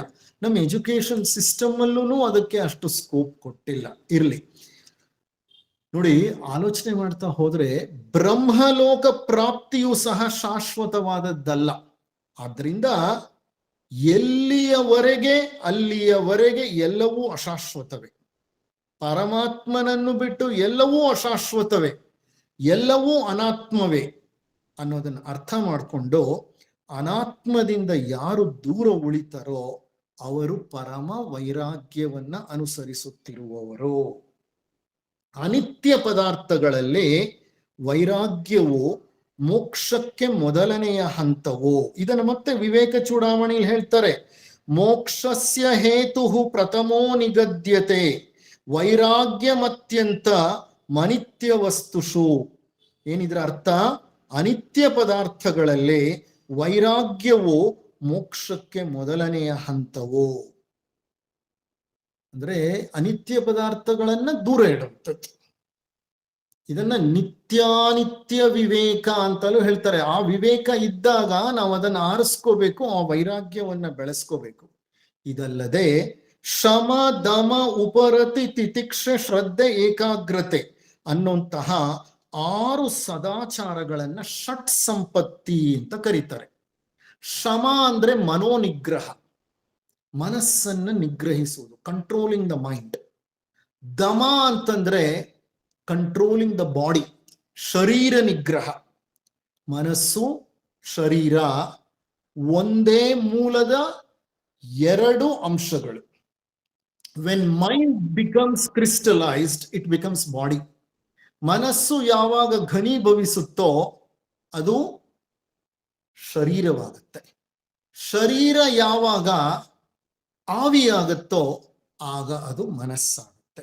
Sublime body is mind and concrete mind is body. ಶರೀರ ಮತ್ತು ಮನಸ್ಸಿನ ನಡುವೆ ಬಹಳ ನಿಕಟ ಸಂಪರ್ಕ ಇದೆ. ಮನಸ್ಸಿನಲ್ಲಿ ಏನೇ ಬದಲಾವಣೆ ಆದ್ರೂ ಅದು ಶರೀರದಲ್ಲಿ ವ್ಯಕ್ತವಾಗ್ಬಿಡುತ್ತೆ. ಶರೀರದಲ್ಲಿ ಯಾವುದೇ ಬದಲಾವಣೆ ಆದ್ರೂ ಅದು ಮನಸ್ಸಿನ ತನಕ ಹೊರಟು ಹೋಗುತ್ತೆ. ಅದರಿಂದಲೇ we say body mind complex, body mind complex. ಅದರಿಂದ ಮನೋನಿಗ್ರಹ, ಶರೀರ ನಿಗ್ರಹ ಬಹಳ ಮುಖ್ಯ. ಇವೆರಡು ಶಮ ಮತ್ತೆ ದಮ. ಉಪರತಿ ಅಂತಂದ್ರೆ ದ್ವಂದ್ವಾತೀತ ಸ್ಥಿತಿ, ದ್ವಂದ್ವಗಳಿಗೆ ಒಳಗಾಗದೇ ಇರೋದು. ದ್ವಂದ್ವಗಳು ಅಂತಂದ್ರೆ ಏನು? ದ್ವಂದ್ವಗಳು ಅಂತಂದ್ರೆ ಡ್ಯುಯಾಲಿಟೀಸ್ ಅಂತ ಅರ್ಥ. ಯಾವಾಗ ಈ ಜಗತ್ತಿಗೆ ನಾವು ಬಂಧಿಸಲ್ಪಡ್ತೀವಿ ಗೊತ್ತಾ? ಸುಖ ದುಃಖ, ಉಷ್ಣ ಶೀತ, ಶಾಂತಿ ಅಶಾಂತಿ, ಮೇಲು ಕೀಳು, ಸರಿ ತಪ್ಪು, ಈ ದ್ವಂದ್ವಗಳ ಮಧ್ಯೆ ಸಿಕ್ಕಾಕೊಂಡಾಗ ನಾವು ಈ ಜಗತ್ತಿಗೆ ಅಂಟ್ಕೊಂಡ್ ಬಿಡ್ತೀವಿ. ನಮ್ಮ ಮನಸ್ಸು ಶಾಂತವಾಗ್ಬೇಕಂದ್ರೆ ಶಾಂತ ಚಿತ್ತವನ್ನ ಹೊಂದಬೇಕಂದ್ರೆ ಈ ದ್ವಂದ್ವಗಳಿಂದ ಹೊರಬರಬೇಕು. ಅದಕ್ಕೆ ಭಗವದ್ಗೀತೆಯಲ್ಲಿ ಶ್ರೀಕೃಷ್ಣ ಹೇಳೋದು ಸಮತ್ವಂ ಯೋಗ ಉಚ್ಯತೆ. ಸಮತ್ವಂ ಹೇಗಿರ್ಬೇಕಪ್ಪ ನಾವು? ಇಷ್ಟವಾದ ಇಷ್ಟವಿಲ್ಲದ ವಿಷಯಗಳನ್ನು ಕೇಳಿಯೂ ನೋಡಿಯೂ ತಿಂದು ಸ್ಪರ್ಶ ಮಾಡಿಯೂ ಮೂಸಿ ನೋಡಿಯೂ ಯಾವೊಂದು ಸಂತೋಷವನ್ನು ದುಃಖವನ್ನು ಹೊಂದದೆ ಹೋಗುವುದು. ಇದೇ ಸ್ಥಿತಪ್ರಜ್ಞನ ಲಕ್ಷಣ. ಸಿಹಿ ತಿಂದೆ ಅಂತ ಕುಣಿಯೋದಲ್ಲ, ಬಹಳ ಸಂತೋಷ ಉಂಟಾಯ್ತು ಅಂತ ನೃತ್ಯ ಮಾಡೋದಲ್ಲ, ದುಃಖ ಉಂಟಾಯ್ತು ಅಂತ ತಲೆ ಚಚ್ಕೊಂಡು ಗೋಗರಿಯೋದು ಅಲ್ಲ. ದುಃಖವಾಗ್ಲಿ ಸಂತೋಷವಾಗ್ಲಿ, ಕ್ಯಾನ್ ಯು ಬಿ ಇಕ್ವಾನಿಮಸ್? ಇಕ್ವಾನಿಮಸ್ ಅಂದ್ರೆ ಮಾನಸಿಕ ಸಮತೋಲನವನ್ನು ಹೊಂದಿರಲು ಸಾಧ್ಯವಿದೆಯಾ? ಸುಖ ಬಂದಾಗ ಉಬ್ಬದೆ, ಕಷ್ಟ ಬಂದಾಗ ಕುಗ್ಗದೆ, ನೋವಾದಾಗ ಕೊರಗದೆ, ಸುಖ ಬಂದಾಗ ಹರ್ಷಿಸದೆ, ಎಲ್ಲವನ್ನೂ ಸಮಭಾವದಿಂದ ಸ್ವೀಕರಿಸಲು ಸಾಧ್ಯವೇ? ಅದನ್ನೇ ಶ್ರೀಕೃಷ್ಣ ಅರ್ಜುನನಿಗೆ ಬೋಧನೆ ಮಾಡ್ತಾ ಹೇಳ್ತಾನೆ. You need to be equanimous, that is uparati. ಅದಕ್ಕೆ ಸಮತ್ವಂ ಯೋಗ ಉಚ್ಯತೆ ಅಂತ ಹೇಳ್ತಾನೆ. ಸಮತ್ವವೇ ಯೋಗ. See, these are all very lofty principles, but they are the basic principles at the same time. ಇವುಗಳನ್ನ ಪಡ್ಕೊಳ್ಳದೆ ಬ್ರಹ್ಮಜ್ಞಾನದ ಮೊದಲನೆಯ ಮೆಟ್ಟಿಲನ್ನ ಸಹ ಹತ್ಲಿಕ್ಕೆ ಸಾಧ್ಯವಿಲ್ಲ. ವಿಷಯೇಭ್ಯ ಪರಾವೃತ್ತಿ ಪರಮೋ ಪರತೀರ್ಹಿಸ ಅಂತ. ಅಂದ್ರೆ ವಿಷಯ ಪ್ರಪಂಚದ ಮಧ್ಯೆಯೇ ಇದ್ದು ವಿಚಲಿತನಾಗದೇ ಇರೋದು. ಮೂರನೆಯದು, ಮುಂದಿನದು, ನಾಲ್ಕನೆಯದಿದು ಸದಾಚಾರದಲ್ಲಿ ತಿತಿಕ್ಷೆ, ಸಹನೆ. ಯಾರಿಂದಲಾದರೂ ಯಾವುದರಿಂದಾದರೂ ಕೇಡಾದರೆ ಒಳಗೆ ಚಿಂತಿಸದೆ, ಹೊರಗೆ ಇತರರ ಸಂಗಡ ಹೇಳಿಕೊಂಡು ಪ್ರಲಾಪಿಸದೆ, ಎಲ್ಲವೂ ಪ್ರಾರಬ್ಧ ವಶದಿಂದ ಬಂದದ್ದು ಎಂದು ದುಃಖವನ್ನೆಲ್ಲ ಸಹಿಸಿಕೊಳ್ಳುವುದೇ ತಿತಿಕ್ಷೆ. ಜೀವನ ಆದ್ಮೇಲೆ ಸಾಕಷ್ಟು ಕಷ್ಟ ಕಾರ್ಪಣ್ಯಗಳು, ದುಃಖ, ಸಂಕಟಗಳು ಎದುರಾಗುತ್ತವೆ. ನಾವು ಸಾಮಾನ್ಯವಾಗಿ ಯಾರಿಂದ ಎಕ್ಸ್ಪೆಕ್ಟ್ ಮಾಡಿರಲ್ವೋ ಅವರಿಂದಲೇ ನಮಗೆ ದುಃಖ, ನೋವು, ಸಂಕಟ ಬರುತ್ತೆ. ಇದು ನಿಮ್ಮ ಜೀವನಗಳಲ್ಲೂ ನೀವು ಕಂಡಿರಬಹುದು ಅಲ್ವಾ? The major thing that happens is you least expect it from a person, and that person will create a kind of situation where you really get distressed and you feel very, very sad and sorrowful. ಇದಾಗುತ್ತೆ. ಇವುಗಳೆಲ್ಲ ಆದಾಗ ಒಳಗೂ ಚಿಂತಿಸಬಾರದು, ಹೊರಗೂ ಇತರರಿಗೆ ಹೇಳಿಕೊಂಡು ಪ್ರಲಾಪಿಸಬಾರದು. ಏನ್ ಅನ್ಕೋಬೇಕು? ಇದೆಲ್ಲ ನನ್ನ ಪ್ರಾರಬ್ಧ ಕರ್ಮ. ನಾನ್ ನನ್ನ ಜೀವನದ ಹಿಂದಿನ ಜೀವನಗಳಲ್ಲಿ ಏನ್ ಕರ್ಮಗಳನ್ನ ಮಾಡಿದ್ನೋ ಅದನ್ನ ಹೊತ್ಕೊಂಡು ಬಂದಿದ್ದೀನಿ. ಆ ಕರ್ಮಗಳಿಂದ ಇಲ್ಲಿ ಬಿಡುಗಡೆ ಆಗ್ತಿದ್ದೀನಿ. ಈ ರೀತಿ ಬದುಕದವ್ರನ್ನ ನಾನು ಕಣ್ಣಾರೆ ಕಂಡಿದ್ದೀನಿ. ನಾನು ನಮ್ಮ ಮಾವನವರನ್ನೇ ಕಂಡಿದ್ದೀನಿ. ಅವ್ರ ಜೀವನದಲ್ಲಿ ಪ್ರತಿಯೊಂದು ಹಂತದಲ್ಲೂ ಈ ಒಂದು ಸಮತ್ವವನ್ನ ಪರಿಪಾಲಿಸ್ತಿದ್ರು. He used to be. Usually he never used to get annoyed. ಬಹಳ ಅಪರೂಪ ಅವ್ರು ಕೋಪ ಮಾಡ್ಕೊಳ್ತಾ ಇದ್ದಿದ್ದು, ಬಹಳ ಅಪರೂಪ. ಒಮ್ಮೆ ಬಸ್ಸಲ್ಲಿ ಅವರು ಬಸ್ ಸ್ಟ್ಯಾಂಡ್ ಅಲ್ಲಿ ನಿಲ್ಸಿದ್ದಾರೆ, ತುಮಕೂರು ಬಸ್ ಸ್ಟ್ಯಾಂಡ್ ಅಲ್ಲಿ. ಇವರು ಎದುರುಗಡೆನೆ ಟಾಯ್ಲೆಟ್ ಇದೆ, ಹೋಗಿ ಬರ್ತೀನಿ ಅಂತಂದ್ಬಿಟ್ಟು ಹೆಚ್ಚು ಕಡಿಮೆ ಒಂದು ಲಕ್ಷಕ್ಕಿಂತ ಹೆಚ್ಚು ಹಣ ಪರ್ಸ್ನ ಅಲ್ಲಿ ಇಟ್ಬಿಟ್ಟು ಕೆಳಗೆ ಹೋಗಿ ಬರೋಷ್ಟ್ರಲ್ಲಿ ಬಸ್ಸೇ ಹೊರಟೋಗಿದೆ. ಆಮೇಲೆ ಆ ಬಸ್ನ ಹುಡುಕೊಂಡು ಅವ್ರು ಇನ್ನೊಂದು ಬಸ್ ಹತ್ತಿ KSRTC ಬಸ್ ಸ್ಟ್ಯಾಂಡಿಗೆ ಬಂದು ಅಲ್ಲಿರೋರ್ನೆಲ್ಲ ವಿಚಾರಿಸಿ ಅಲ್ಲಿ ಆಫೀಸ್ಗೆ ಹೋಗಿ ಅವ್ರ ಹತ್ರ ಈ ತರ ಆಯ್ತು ಅಂತ ಹೇಳ್ಕೊಂಡು ಎಲ್ಲ ಮಾಡಿದ್ರು. ಅವ್ರು ನಾಳೆ ಬನ್ನಿ ನಾಡಿದ್ ಬನ್ನಿ ಅಂತಂದ್ರು. ಹಲವಾರು ದಿನ ಹೋದ್ರು, ಏನೂ ಆಗ್ಲಿಲ್ಲ. ಅವ್ರು ಎಂದೂ ಅದಕ್ಕೆ ಪ್ರಲಾಪಿಸಲಿಲ್ಲ, ಎಂದಿಗೂ ದುಃಖ ಪಡ್ಕೊಳ್ಳಿಲ್ಲ, ಎಂದಿಗೂ ನಮ್ಮ ಹತ್ರ ಎಲ್ಲ ಹೇಳ್ಕೊಂಡು ಬೇಜಾರ್ ಪಡ್ಲಿಲ್ಲ. ಅವ್ರಿಷ್ಟೇ ಹೇಳ್ತಾ ಇದ್ರು, ಯಾರಿಗೋ ನಾನು ಕೊಡ್ಬೇಕಾಗಿತ್ತು, ಲೆಕ್ಕ ಚುಕ್ತ ಮಾಡಿದೆ ನಾನು ಅಷ್ಟೇ. He forgot it very easily. ಬೆಳೆದ ವ್ಯಕ್ತಿಗಳು ಹಾಗೆ. ನಾನು ಇದೊಂದು ಸಣ್ಣ ಉದಾಹರಣೆ ನೀಡ್ತಾ ಇದ್ದೀನಿ. ಹತ್ತಿರದಲ್ಲಿರುವಂತ ವ್ಯಕ್ತಿಗಳು ಬೆಳೆದಿರೋರಾದ್ರೆ ಅವರನ್ನ ನೋಡ್ತಾ ನಾವು ಸಾಕಷ್ಟು ಪಾಠವನ್ನ ಕಲಿಬೇಕು. ನಮಗುಂಟಾಗುವ ಸುಖವಾಗಲಿ ದುಃಖವಾಗಲಿ ನಾವು ಹಿಂದೆ ಮಾಡಿದ ಕರ್ಮಗಳಿಗೆ ಅನುಗುಣವಾಗಿ ಬಂದಿದೆ ಅಂತ ಸಂತೋಷದಿಂದಲೇ ಅದನ್ನು ಅನುಭವಿಸ್ಬೇಕು. ಈ ಗುಣವನ್ನ ಗುರುಗಳು ದೀಕ್ಷೆ ಕೊಡುವಾಗ ಖಂಡಿತವಾಗಿಯೂ ಪರೀಕ್ಷೆ ಮಾಡಿ ನೋಡ್ತಾರೆ, ಎಷ್ಟರ ಮಟ್ಟಿಗೆ ವ್ಯಕ್ತಿ ತಿತಿಕ್ಷೆಯನ್ನ ಹೊಂದಿದಾನೆ ಅಂತ. ತಿತಿಕ್ಷೆ ಅನ್ನೋದು ಸಹನೆ. ಯಾರೆಷ್ಟೇ ಕಷ್ಟ ಕೊಡ್ಲಿ, ಯಾರೆಷ್ಟೇ ನೋವುಂಟು ಮಾಡ್ಲಿ, ಸುಮ್ಮನೆ ಅದನ್ನ ತಡ್ಕೊಳ್ಳೋದು. ಅಲ್ಲಿ ಒಳಗಡೆನೂ ವೇದನೆ ಇರಬಾರ್ದು, ಹೊರಗಡೆನೂ ವೇದನೆ ಇರಬಾರ್ದು. They're all extraordinary components of our character. So ಇದು ಹೇಗೆ ಅಂತಂದ್ರೆ, ನೀವಿದನ್ನ ಪಾಲಿಸ್ಲಿಕ್ಕೆ ಶುರು ಮಾಡಿದ್ರೆ ನಿಮ್ಮ ಕುಟುಂಬದ ಎಲ್ಲರ ಮೇಲೆ ಅದರ ಪ್ರಭಾವ ಬೀರುತ್ತೆ.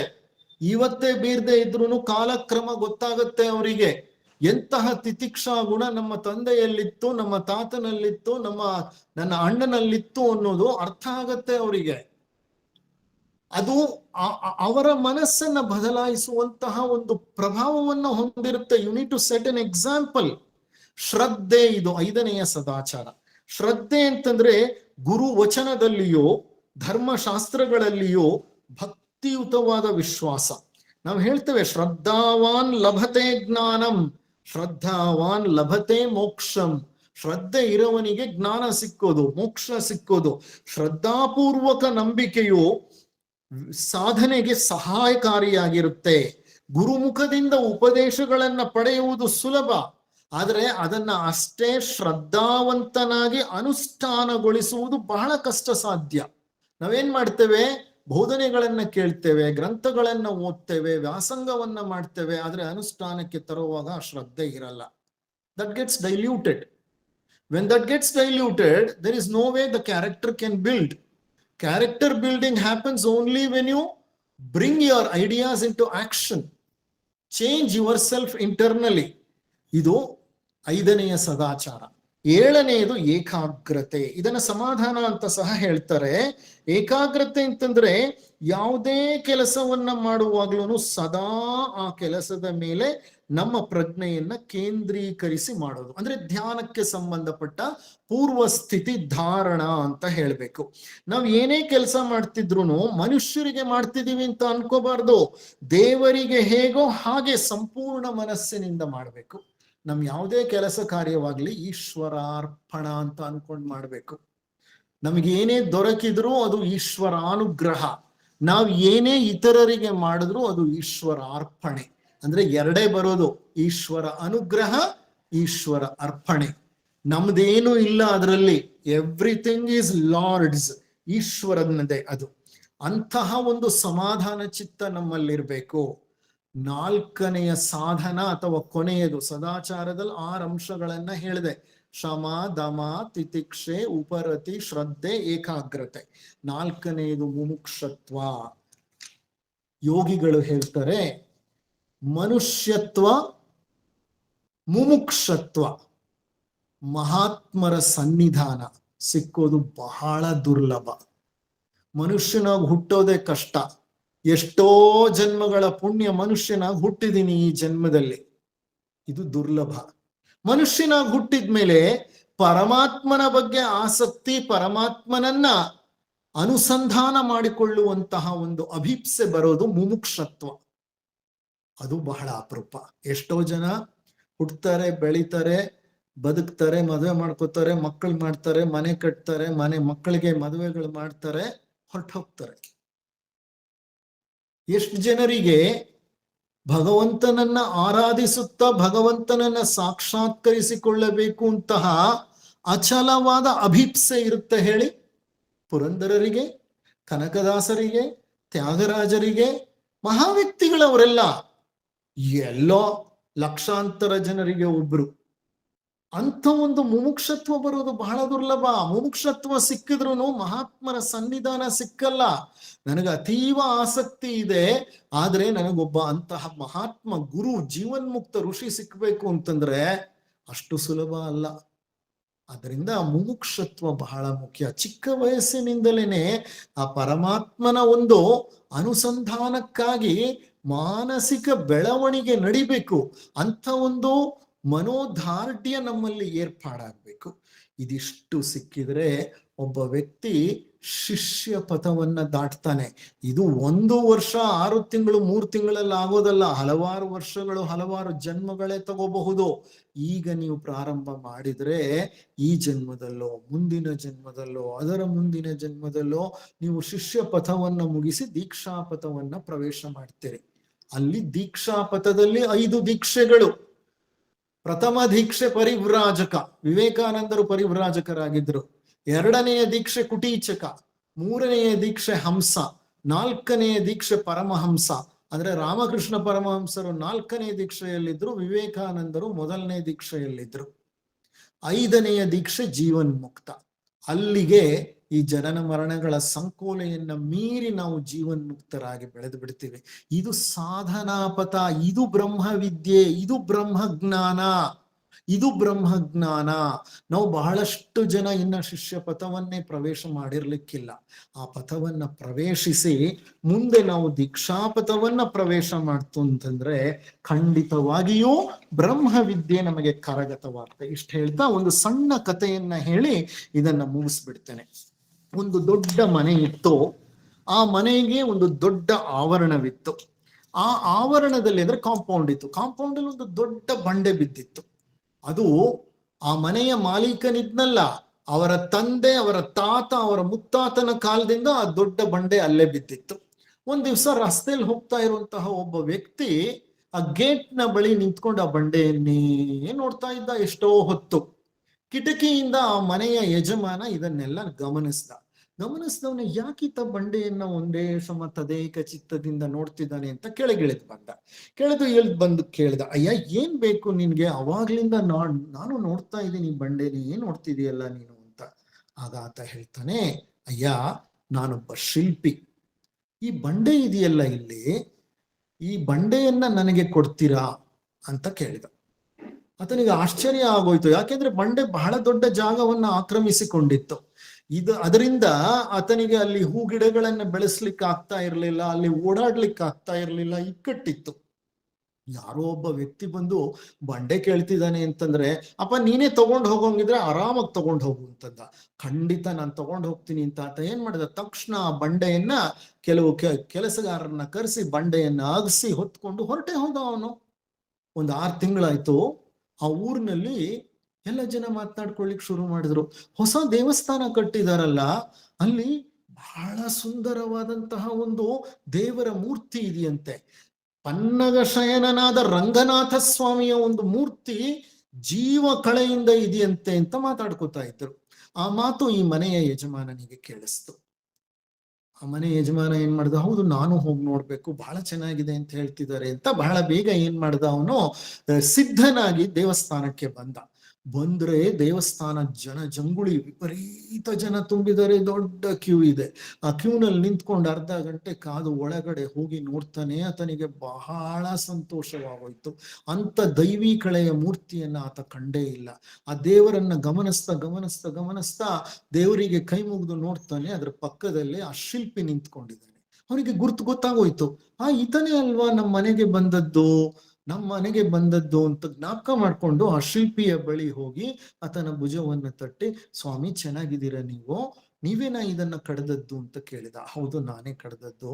ಎಷ್ಟು ಸುಂದರವಾಗಿದೆ ಸ್ವಾಮಿ ಈ ಒಂದು ರಂಗನಾಥನ, ಪನ್ನಗ ಶಯನನಾದಂತಹ ರಂಗನಾಥನ ವಿಗ್ರಹ ಎಲ್ಲಿತ್ತು, ಇದು ಹೇಗೆ ಕಡಿದ್ರಿ ನೀವು ಇದನ್ನ ಅಂತ ಕೇಳಿದ.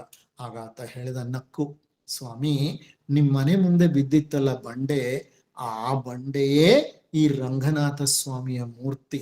ಆ ಬಂಡೆಯಲ್ಲಿ ಅನವಶ್ಯಕವಾದದ್ದು ಏನಿತ್ತೋ ಅದನ್ನೆಲ್ಲ ಕೆತ್ತಿ ನಾನು ತೆಗೆದ ನಂತರ ಈ ಸುಂದರವಾದ ರಂಗನಾಥ ಸ್ವಾಮಿ ನನಗೆ ಕಂಡು ಬಂತು ಅಂತ ಹೇಳ್ದ.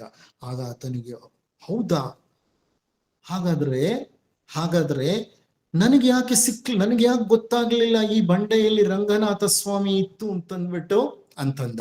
ಸ್ವಾಮಿ ನೀವು ಅನವಶ್ಯಕವಾದಂತ ಕಲ್ಲನ್ನ ಅದರಲ್ಲಿ ಕೆತ್ತಿ ತೆಗಿಲಿಲ್ವಲ್ಲ, ನೀವೇನ್ ಅನ್ಕೊಂಡಿದ್ದೀರಿ, ನಾವ್ ಇದೇ ಮಾಡೋದು, ನಮ್ ಜೀವನದಲ್ಲಿ ನಾವು ಮಾಡೋ ತಪ್ಪು ಇದು. ಯಾರೋ ಬಂದು ನನ್ನನ್ನ ಉಳಿಯನ್ನ ಇಟ್ಟು ಸುತ್ತಿಗೆಯಿಂದ ಹೊಡೆದು ನನ್ನನ್ನ ತಿದ್ದಿ ತೀಡ್ತಾರೆ ಅಂತ ಗುರುಗಳೊಬ್ರಿದ್ದಾರೆ ಅಂತ. ಖಂಡಿತ ಇಲ್ಲ. ಯಾವ ಗುರುವು ನಮ್ಮನ್ನ ತಿದ್ದಿ ತೀಡೋದಿಲ್ಲ. ಗುರುಗಳು ಸಹ ನಮ್ಮನ್ನ ಕಡೆದು ಕೆತ್ತುವುದಿಲ್ಲ. ನಮ್ಮ ಚಾರಿತ್ರ್ಯವೂ ಹೀಗೆ, ನಮ್ಮ ಗುಣವೂ ಹೀಗೆ. ನಮ್ಮ ಚಾರಿತ್ರ್ಯದಲ್ಲಿ ಧನಾತ್ಮಕ ಋಣಾತ್ಮಕ ಎರಡು ಅಂಶಗಳಿವೆ. ದೈವಿ ಗುಣಗಳು ಇದೆ ನಮ್ಮಲ್ಲಿ, ಆಸುರಿ ಗುಣಗಳು ಇದೆ. ಆ ಆಸುರಿ ಗುಣಗಳು ಹೋಗೋ ತನಕ ಒಳಗಿರುವಂತ ಪರಮಾತ್ಮ ನಮಗ್ ಕಾಣಲ್ಲ.